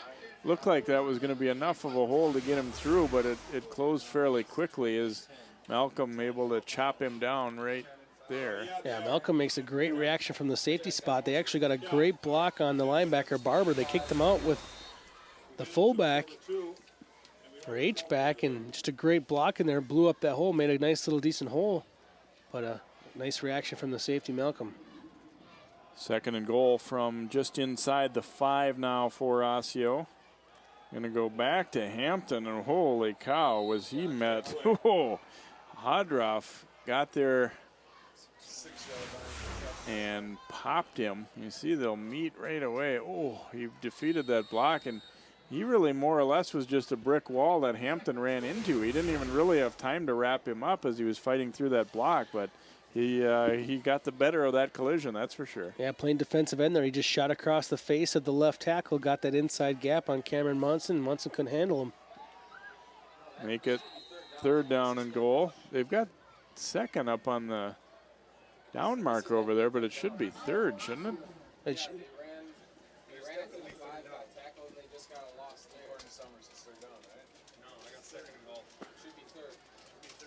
They ran 2 running plays after first down. Yeah, so they had the good play by Malcolm, and then that loss of a yard there. So right now, without the referees noticing, Osseo's got an advantage. They're getting an extra play. Wait, you think Armstrong would be calling to their attention? That should be third. It's third. No, it's third. TV guys right there, it's third. Right, coach, anybody, it's third down. I've second. Malcolm's tackle? Yeah, it's third down. Now it's third down. They got the first down on the penalty? Yeah. Automatic first down, and we've had 2 plays since. Coach, it's definitely third down. On the face mask, they moved the ball to the 8, first and goal. Right, that got the first down. Malcolm just had a tackle, and then that tackle by DeAndre. Yeah, that's third down.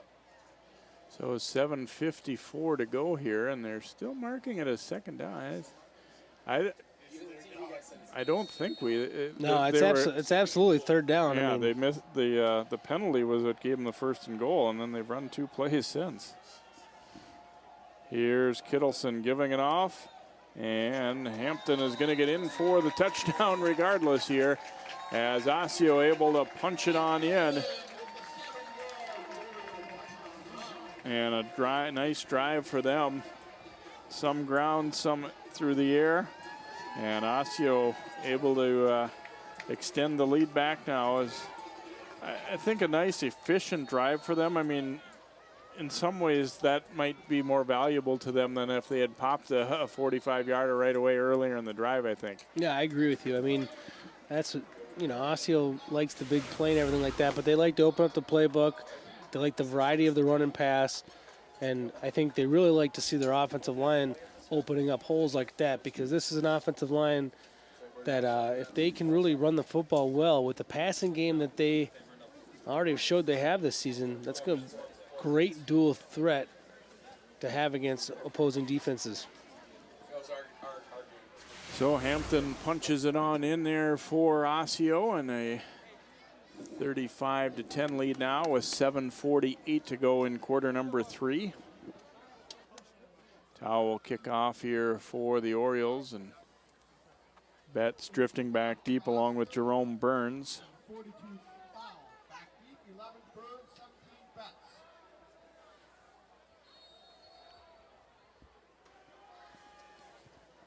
Gonna kick this one short. Might go out of bounds if they let it. Well, we're gonna pick it up, make sure. And driven out of bounds at about the 25-yard line there is Kevin Trin.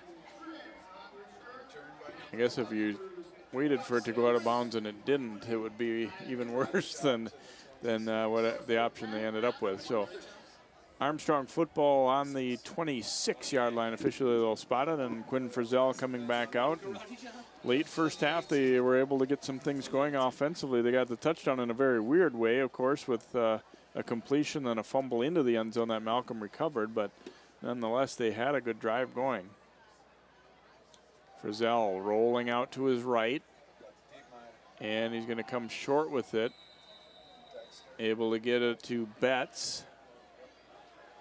They wanted that receiver downfield, but good job to settle for the completion there. And Betts has just shown a good ability to get open and done a good job making every catch, that every ball that's been thrown his way. 7th catch now for Dexter. 2nd down. Here's the give. There's a flag down on the play. O'Hara on the carry was close to a first down, but this one most likely is going to be coming back, and we've got an Osseo injury, looks like, as well. We're going to have a chop block called against Armstrong, and I wonder if that's what led to this injury.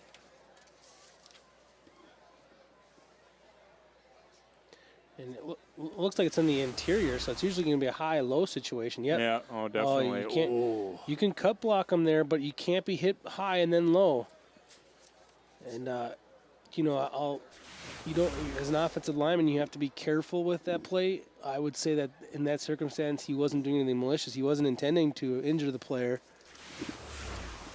He thinks that's his guy. He doesn't realize that he's getting blocked back on. It's just a miscommunication and blocking scheme what creates that. Romello Flores, the injured Osseo player, and not too difficult to see how he was injured there, that's for sure.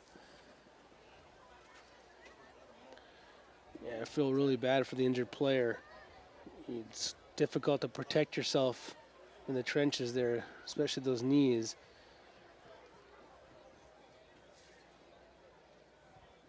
Yeah, you feel bad for the blockers who did it though too, because I don't think, you know, that's not by design what they meant to do. You know, the contact up high, the tackle was trying to get through and ended up hitting up high, and then the cut block back.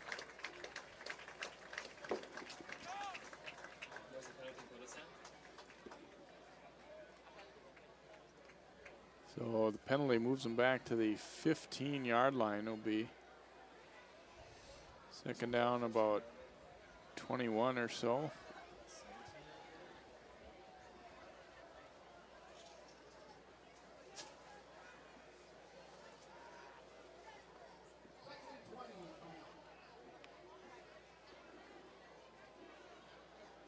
So after the injury stoppage here, Armstrong backed up here, and we'll have a 2nd down and long.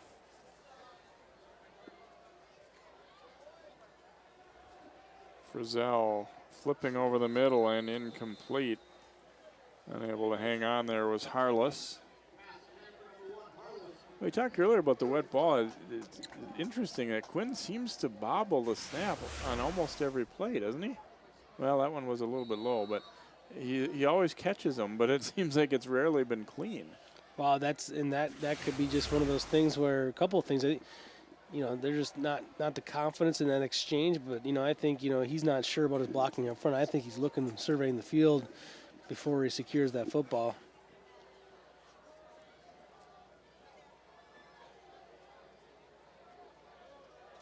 And they'll go with the handoff on 3rd and a mile there, and O'Hara takes that handoff, and not a whole lot there on the gainer.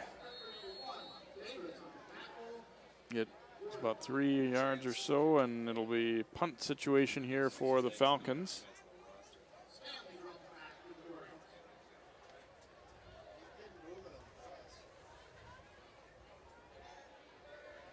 Derek Schmeezing on to punt. Kind of a high snap. Oh, boy, I don't know how he got that one out of there. It was really almost overrun by the rush man. It has looked like a very blockable ball there for Kefa Anyangor here, and somehow he missed it. Well, you almost give him credit, too, because he didn't completely sell out and try to block it. And a lot of times when you completely sell out and miss, you're going to take that punter out. But to come that close and not even make contact with the punter, I mean, that's a pretty nice play. he probably likely disrupted the punt as well. I mean, it wasn't a very good punt. From his reaction, we got a little trickery here for Osseo. Flag flies. Pass out, and it's probably going to be an illegal formation, I would guess. This is the type of thing that they discuss before the game. Anything unusual to look for from your team, and most likely Osseo would have brought this up, but they're going to discuss this here. That flag flew is certainly referee confusion. I think it's going to be an illegal formation. They had to hurry up and count to see if there were 7 players on the line of scrimmage and if everybody was set. And I think they're saying not enough people are set. There's movement. Well, look at it. You got to have 7 on the line of scrimmage. Yeah, there's too much movement. They're not set yet. See all that? See multiple players moving. I'm not so sure he's not also, though, indicating are any of those guys really on the line of scrimmage other than the center? You looked at it again from that angle, and I thought I saw him signaling to another official. They only had one guy that was truly on the line of scrimmage there. Handoff here going to Hampton. Graham lowers the shoulder and makes the stop on Jamin. He will pick up about 4, maybe 5 on that play. Well, that one might be strictly for the game tape exchange next week against Andover. You better believe coaches do think about those kind of things too. Give them something more to have to worry about. Practice for. Now Andover has to spend at least 15, 20 minutes going over that defensively. Medke dropping to throw deep down the sideline. Kittleson reaches up, makes the grab, and he's got a touchdown. Kittleson is just so wise and strong and confident in his hands. He gets away with a push-off here, folks, but he does it discreetly enough to get away with it, and then a nice little stiff arm to give himself some separation. He just, right now, it just looks like he's on a different playing field than the defensive backs covering him.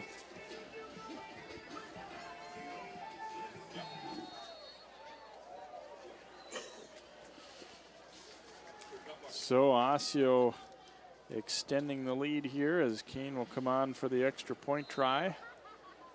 And his kick is up and it is through. And with 5:51 to go in the third quarter, Osseo's lead grows to 42-10 as you get another look. Perfectly thrown football. Nice little stiff arm at the end and a great adjustment to the ball in the air. You don't really see from this angle the push-off that I thought I saw with my naked eye. And it happened right there. Yeah, it was just a little bit. He got that hand extended.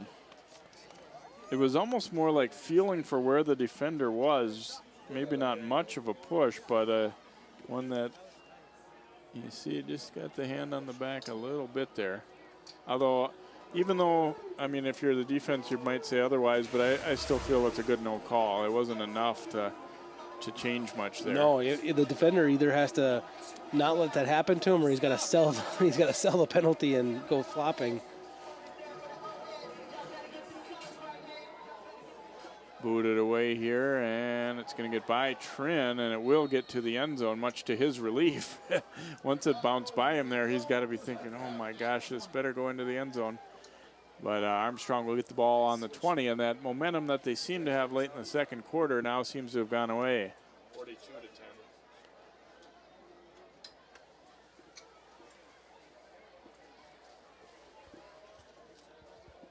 Hello, truck. 42-10. They made the extra point.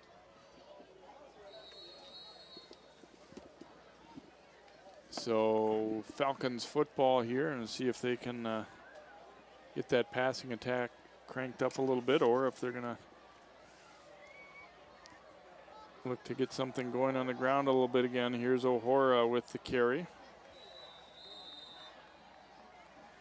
And he will pop that one forward for a nice gainer, about 6 or 7 yards on the carry. Hey, there's a situation too, Joe, where you're thinking about future games a little bit too, I think, if you're Armstrong. I mean, okay, you're down 32 right here, but you got opponents the next 2 weeks that you should have a decent chance against. Park Center and Elk River, both struggling this year as well. So, you know, you want to build. It isn't just thinking about tonight.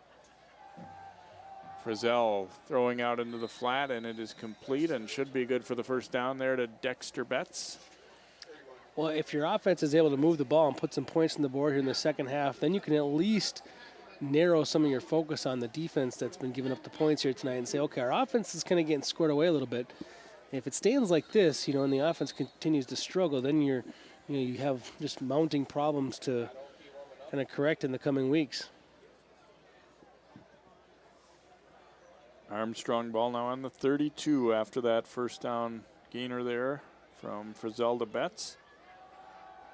Handoff right side, and that one had no chance. About 4 or 5 guys in orange arriving at the football. And O'Hora nowhere to go right there, wrapped up. A couple, 2, 3 guys really had their arms around him solidly there. Scott Hildebrand was one of those. Yeah, Hildebrand wasn't blocked for longer than a second. I mean, he just broke right off his block and was in pursuit.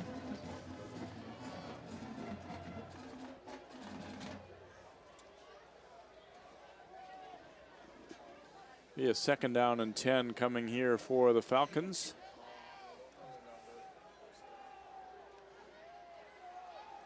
Frizzell going with the pitch back. Here's Barber, and he is cut down as he crosses the 35. We've got a flag down at the end here.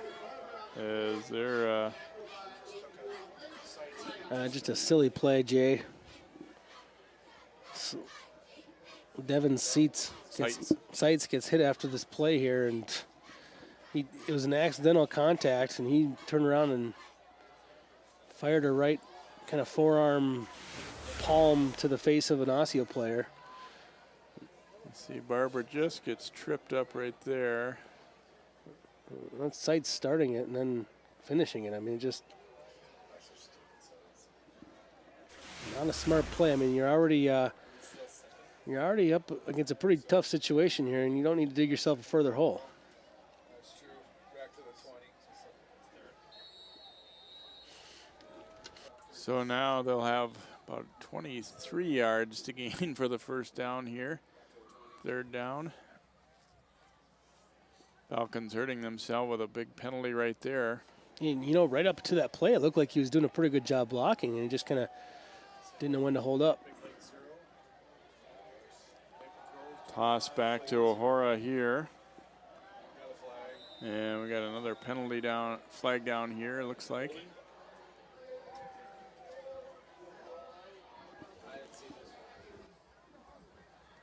Going to be a hold against the Falcons. It's going to be declined, so it'll bring up a 4th down.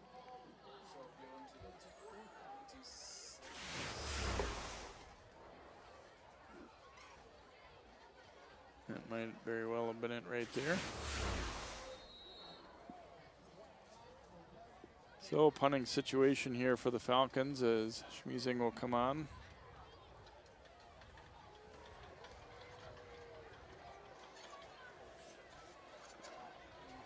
Cortez Stanley waiting back deep here for Osseo. Kind of a floating snap, but it gets there. Stanley chased back to the 38. Trying to get to the outside and then cuts up hard. And brought down at about the 49-yard line there. Jonas Hagen in on the stop there for the Falcons, and Osseo get the ball back. 3:19 to go here in this 3rd quarter. It's been kind of a strange game in terms of just the pace of things. It's been kind of stop and start a lot here. Well, it's, Osseo gets that football, and then it's kind of a turbo button. They've been slowed down by a few things here and there, but it seems that the ball kind of struggles going in one direction and kind of speeds up the other way. Osseo's really done a good job of kind of handling, every facet of the game pretty well. I think there's a few mistakes they'd like to correct, but they got to be really happy along the line of scrimmage about the way they've kind of dominated both sides of the ball.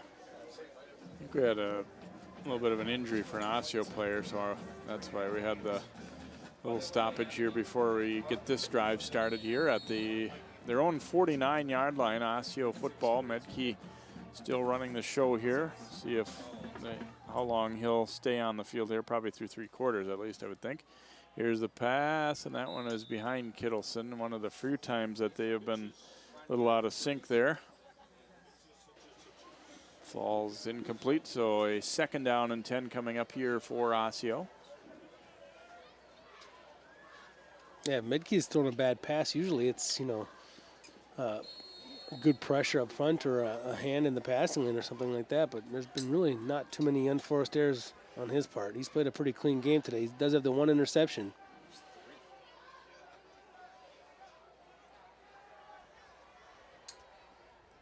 Medke will jump under center here, hands it off to Hampton, and he is just tripped up. That one had some room to go.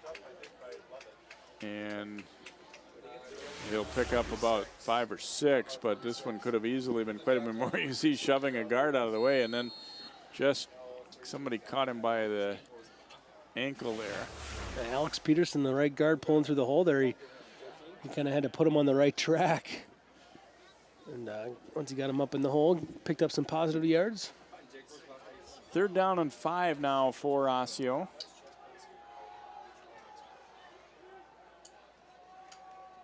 Medke rolling out, throwing, complete. Galamu. And see where they spot this. I'm not entirely sure he got enough for the first down here. I would guess it's going to be short by a yard or so.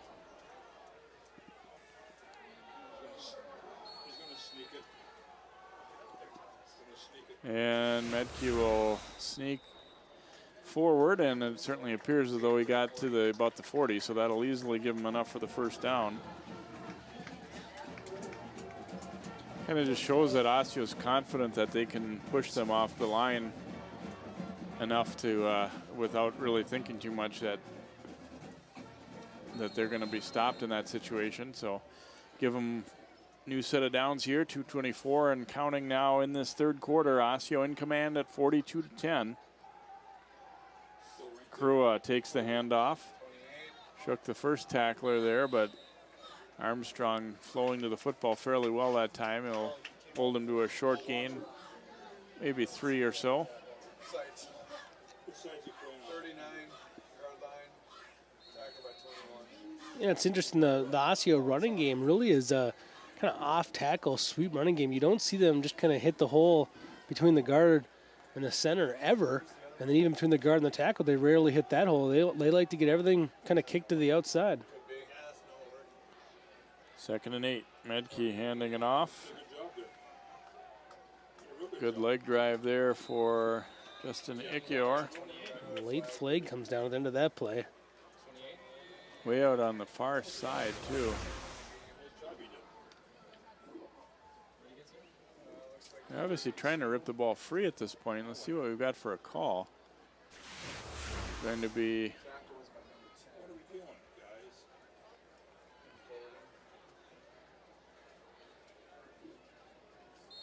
I'm stumped, Joe. I did not. I saw the signal, and I'm ashamed to say I don't know what it means. It was almost like a too many players on the field type of penalty. Maybe a sideline warning. That's what it looked like, because it was a sideline infraction or too many men, and that sideline infraction is correct. It's just a warning. And a first down gainer here. Staying on his feet, spinning sideways, Justin Ikior. Our rover did and our linebacker did. Might have been 44 and 24. Okay, so what's something for? 24. A rover folded in and he whiffed, and one of the backers whiffed. So Osseo first down at the 22-yard line. We're under a minute to go now here in this 3rd quarter. Play action for Medke, looking to throw out into the flat. Oh, and Riley Phillips was looking for his D there and didn't hang on. Rare mistake right there by Osseo. Riley Phillips is shown to be pretty sure-handed, but that ball actually is thrown a little bit behind him, so I'm going to let him off the hook just slightly. He still has to make the catch, but he did have to adjust, and a more difficult catch than what it looked like at first glance. But that's what that dominant running game can do. It can really set up that naked boot and release to the tight end, and that play should have been there for about 10 yards. So a 2nd down and 10 now for Osseo. Looking deep now. Kittleson, that's going to be a flag. Catch is made, but I don't think it's going to count here. Kittleson, I think it's going to be called for the push-off here. as he made his way back toward that football and got the hands on the defender, and this time he will be whistled for it or flagged for it.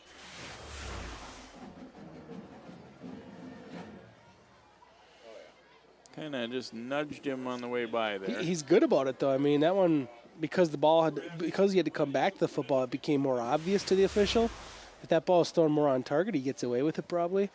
But if I'm Andover, I'm watching this game tape, I'm going to go right up to the official before the game, just go, hey, their receiver, he's super good, but he pushes every time. Gets that little Randy Moss push off. See another look at it here. It's good. I mean, yeah, it wasn't much, but you could see that it was enough to have nudge him past.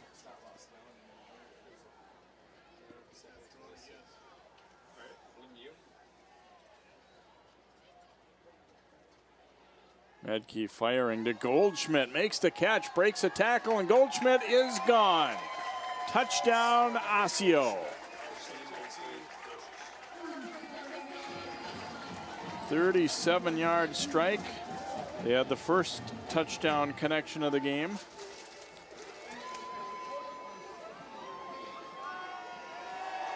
And Osseo tacking one on here late in the third quarter as Goldschmidt reels it in.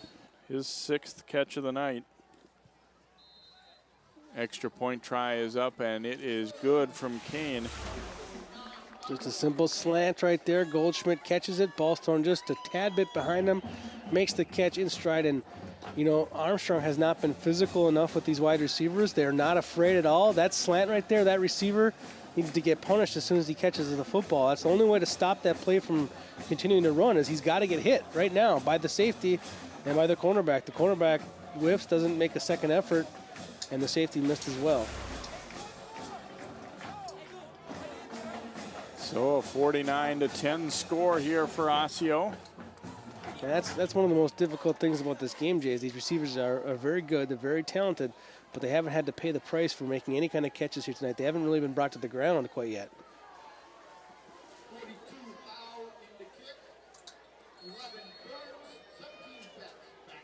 Burns and Betts waiting for Tau's kick here. He'll keep it on the ground again, and a rolling grab by O'Hora there at about the 34. And Falcons will get the football back.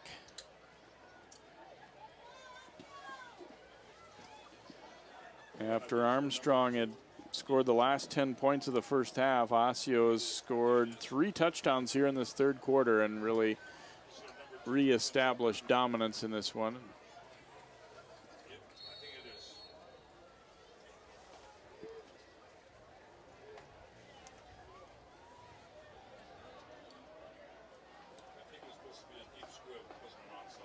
Low snap, Frizzell picks it up and just tosses it out there to O'Hora. And O'Hora gets by the first wave and then brought down out just shy of midfield. He'll have enough for a first down there. That was obviously a busted play there, but it turned out not too badly for the Falcons. And the quarterback actually got hurt on the play. Frizzell's over there near the sidelines. They're going to have some time here with, I think, the clock's not going to get started again, though. Yeah, we are going to new quarterback. See Nathan Olkey coming in, number 6, junior. He's played a little bit this year.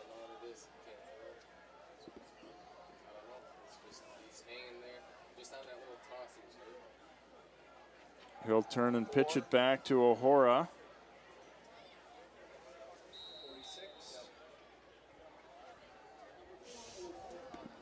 Lanner is in on the stop there for Osseo, and that is going to do it for our third quarter of play. So Osseo, as I said, reestablishing control and dominance here. 3 scores in the third quarter. Our score after 3, Osseo 49 and Armstrong 10.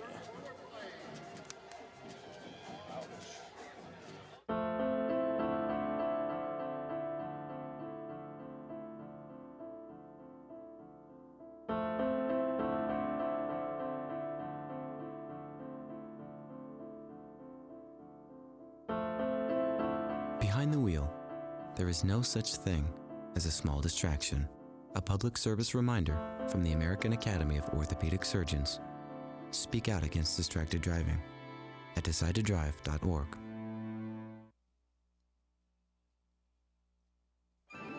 And now, another adventure with Savings Man. This is great. Every day should be like this. It will be when I retire in a few years. I've been planning and saving. Did you save for me? Well, this is unexpected. Where'd you come from? Out of the blue, just like an illness, an emergency, or a... That's enough, Mr. Unexpected. Savings Man. There's still time to plan. Find out how at choosetosave.org. There's O'Hara taking the handoff here on second down. Olkey is still in there at quarterback here for the Falcons after Frizzell was shaken up, and obviously the margin might have something to do with that as well.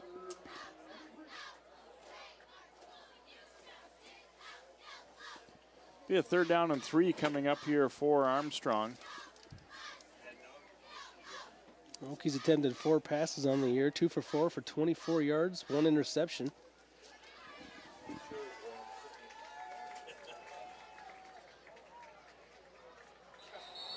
And in the backfield, a little early movement there for, or not just the backfield maybe.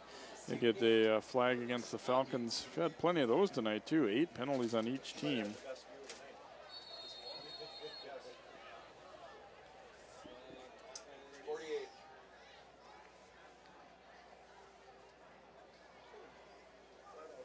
Instead of 3rd and 3 now, we go to 3rd and 8 for Olkey and company. He's going to go with a toss. Burns on the pitch, and he is taken down in the backfield as Stanley got there to finish that one off. Some early pursuit, and that one looked doomed from the start. Watch the way Stanley plays football. He comes up from the free safety spot. He's running about 25 yards at this point. And then watch the way he finishes the tackle. He's going to get that guy down. He's not letting anybody else come in there and help him finish it off.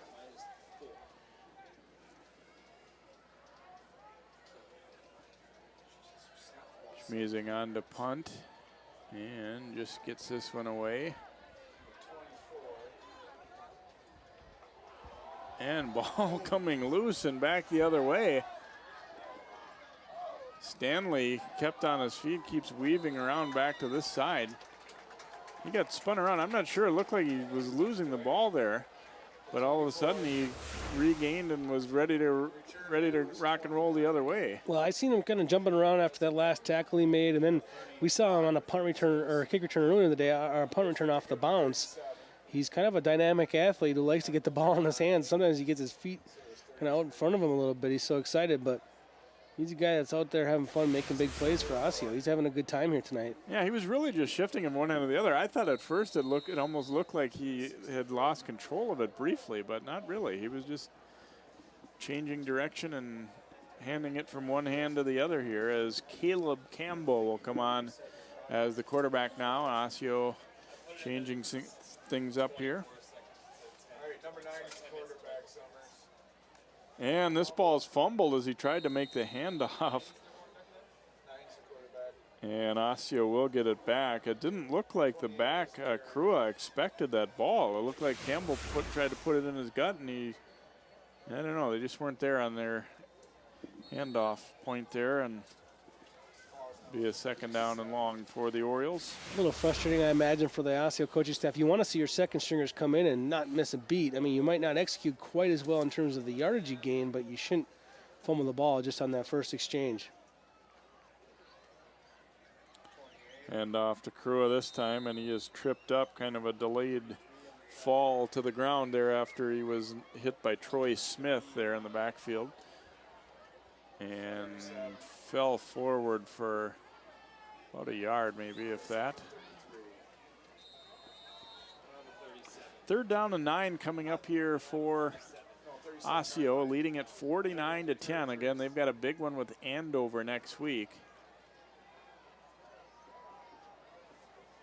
And Armstrong will be at home to take on Park Center. Something's got to give there. Both those teams will be winless coming in the way it looks.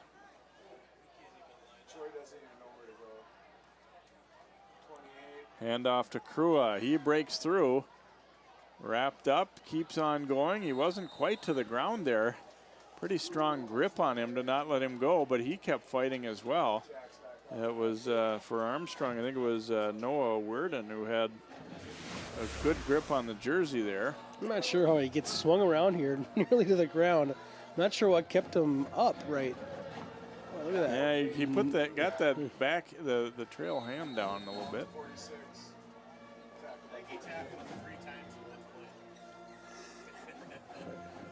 Gotta go after that football in that circumstance.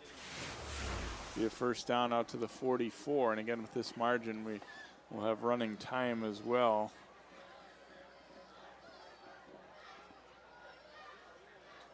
Krua takes the handoff, forced back, and again by the jersey, and he gets away. Krua looking for a block. They're trying to hang on, and they finally drag him down at the 39-yard line. Give him about 15 on that carry. This was an adventurous run here. I don't know, the last two carries, I'm more impressed with him or the quality of his jersey without ripping. I mean, that thing's been swung around and propelled and pushed him upfield and got grabbed again at the end of the run. Typically, though, if you're a defensive coach, you're saying, why are you grabbing the jersey? Yes, we're not. Jersey tackling isn't really the way we work things in practice. Sometimes there isn't much of a choice. I mean, it's all you can get, but got to be looking to get your shoulder pad on him and bring him down. Here's Krua handling it. They're trying to rip the football free this time. He's stacked up around the 45-yard line. There's a good shoulder tackle there in the hole. We saw one of the Armstrong linebacker or safety come up and put his shoulder down and make a tackle. Looked like it was Troy Smith up there in the hole making a nice tackle. Lowered his shoulder, drove his legs the way you're taught. Second down and about 7 now for Osseo, and they're liking this opportunity to get their second unit not only to get out there, but to put together a little bit of a drive so they're seeing different situations.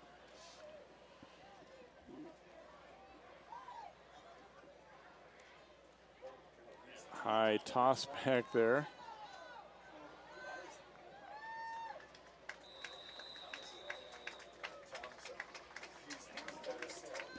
Wide on the sweep that time, carrying it for the Orioles is Segun Adajay.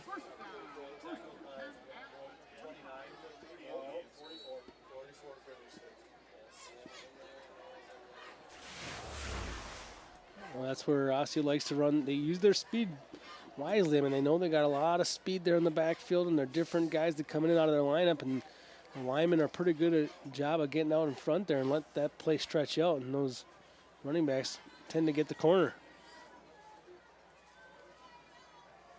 Gives up the middle to the fullback. And handling it this time for Osseo is Mitchell Galbrecht. Pop him through there quick. We haven't seen that. I think the first time tonight where we've seen that. We'll give to the fullback the lead back. No, you don't see Osseo really incorporate that much there, but it's in the offense. Obviously, it's just do everything else successfully. They really haven't needed to hit something up the middle. Keep that defense down us a little bit too. Make him think about that at least. Second down and 5 now for Osseo. Gets the handoff out of there, and that one is sniffed out early. Strong tackle for Armstrong by Jonas Hagen as he gets there and eliminates Segun Adajay. Jonas Hagen is one of the members of that talented sophomore class. We hear that Armstrong's got a good sophomore class, and Hagen there, defensive tackle, young sophomore, breaks through there and looked pretty good finishing off that play. Push them back to about the original line here to the 26 now. Third down and 10 for the Orioles. See if Campbell will go to the air. No, he's going to pitch this one back. Big collision there as Adajay in the handoff or pitch. Rajon Whitley comes up and makes that tackle for Armstrong. 4th and about 4 here now for the Orioles. 3:50 to go and counting. Just trying to grind this one down. 49-10.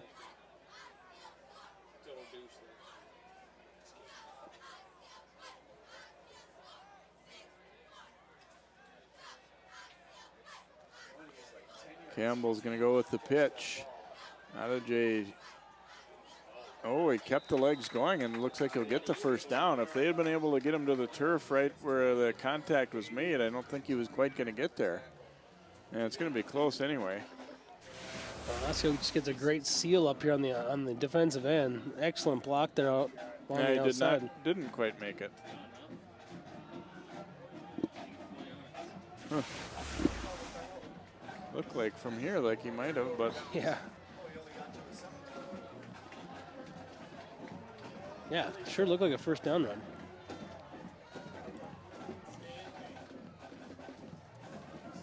So the Falcons will get it back. Wolke at the quarterback slot.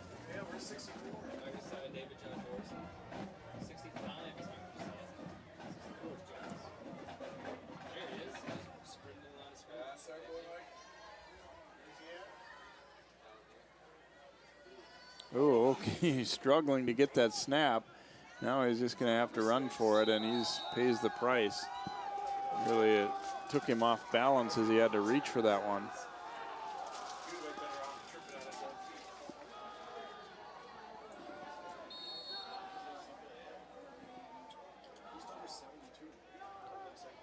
We'll lose about 3 on the play here as we go down to 2.5 minutes remaining in the contest. It seems like you pointed out earlier, Jay, that exchange between the center and the quarterback's been a little bit off all night long, and that's something that you can certainly correct with some practice and some work on that execution. That make a big difference just in that exchange. I've done it every time. Now, I told you, like I do 8, and then on the 9th one, I try to see how far I can go out. Pitch back and well defended by Osseo again as carry there by unknown man number 37.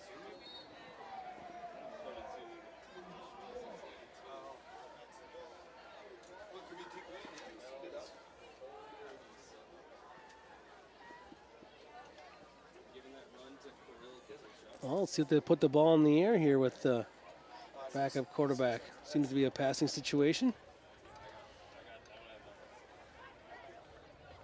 Yeah, and a bad snap. Wolke's just going to have to grab it and fall forward there. Bring up a 4th down.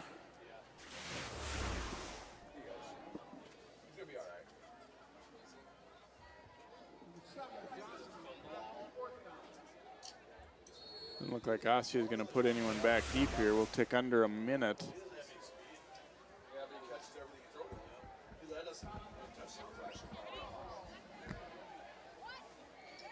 Schmazing on to punt, standing in his own end zone. He'll get it away here. Osseo looking to just get out of the way of this thing. And Armstrong will down it at the 25.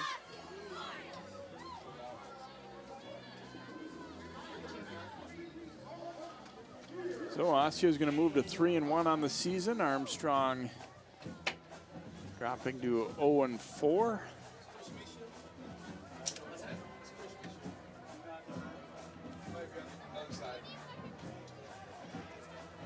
Osseo probably will just run one play here, I would think. They'll wind that clock.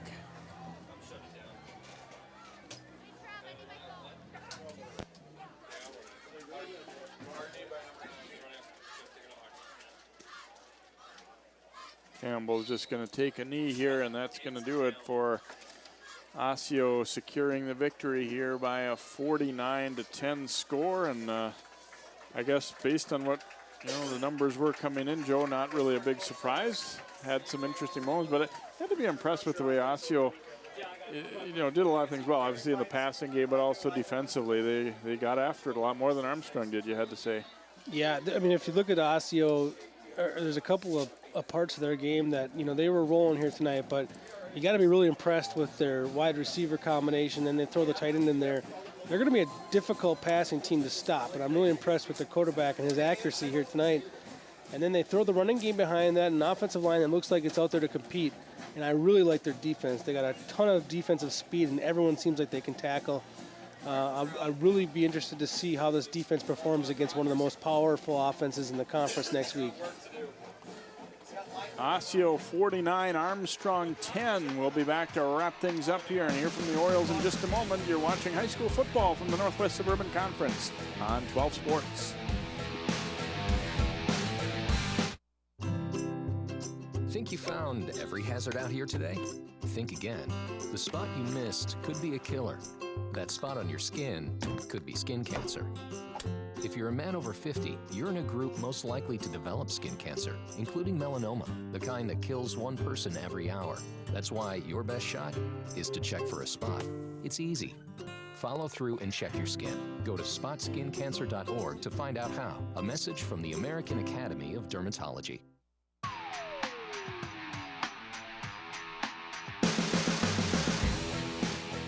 Welcome back here to Osseo. The Orioles train keeps on rolling here as they pound Armstrong tonight 49-10. We're joined by a couple of the guys that helped make it happen here, starting with Cortez Stanley. And you guys came out and, obviously they didn't have a good record coming in and everything, but how did you feel about the way you guys took care of business out here tonight? I think we did pretty good. We prepared for it. We play every game like it's our last, so we go hard. No matter what the record is, we don't want to upset, so we go give everything we got. You guys obviously have a good offense, but your defense has played well this year too. Coach was telling us, we don't have a lot of size, but we got a lot of guys who run around and make plays and make hits. And is it a fun defense to be part of? It's an amazing defense to be part of. Guys giving 110% all the time. They're giving 100% of their body, like just selling out completely for the team. And that's just amazing. You can't ask for any more. Going against a good offense next week and a good team in Andover, how pumped up are you to see how you guys stack up with those guys? I'm really excited. Like, they have a great quarterback, and I can't wait to see what we do against them. All right, nice job here tonight, and good luck next week. All right, thank you. And Josh Goldschmidt, a great game as a receiver here tonight. Couple of touchdown catches for you. How much fun was it to see your offense click so well here? It was a lot of fun, especially since we've been working so hard all week with all of our plays and stuff, just coming out so crisp and clean. You guys, a lot of teams go to practice and see that, in practice they look good. They can execute a lot of different routes. But you guys can do it in a game, too. Is it something you guys sort of take pride in that, this isn't just for show. We do this and we can do it against any team? Mm-hmm. Well, our defense, we do a lot of one-on-ones with our D-backs, so that helps us a lot, especially with game-like simulations. So really without them, we wouldn't be as good as what we are or appear to be. You beat Blaine handily last week. You take it to Armstrong this week. I think by all accounts, the opponent next week will be a tough one, though, with Andover. But how excited are you guys to face them? Oh, it's going to be so much fun just coming out and playing a team that's closer to our caliber, I guess you'd say. But it's going to be fun to go against their secondary and see what we can do. All right, nice job here tonight, and good luck on that one. Thank you. Josh Goldschmidt and Cortez Stanley, Osseo football, as they win it tonight by a score of 49-10 over Armstrong. And a nice season continues here for Osseo, and they got a good one against Andover coming up for the Orioles next week. Hope you've enjoyed tonight's telecast here. For Joe Moline and all of our crew, I'm Jay Wilcox. Good night from Osseo.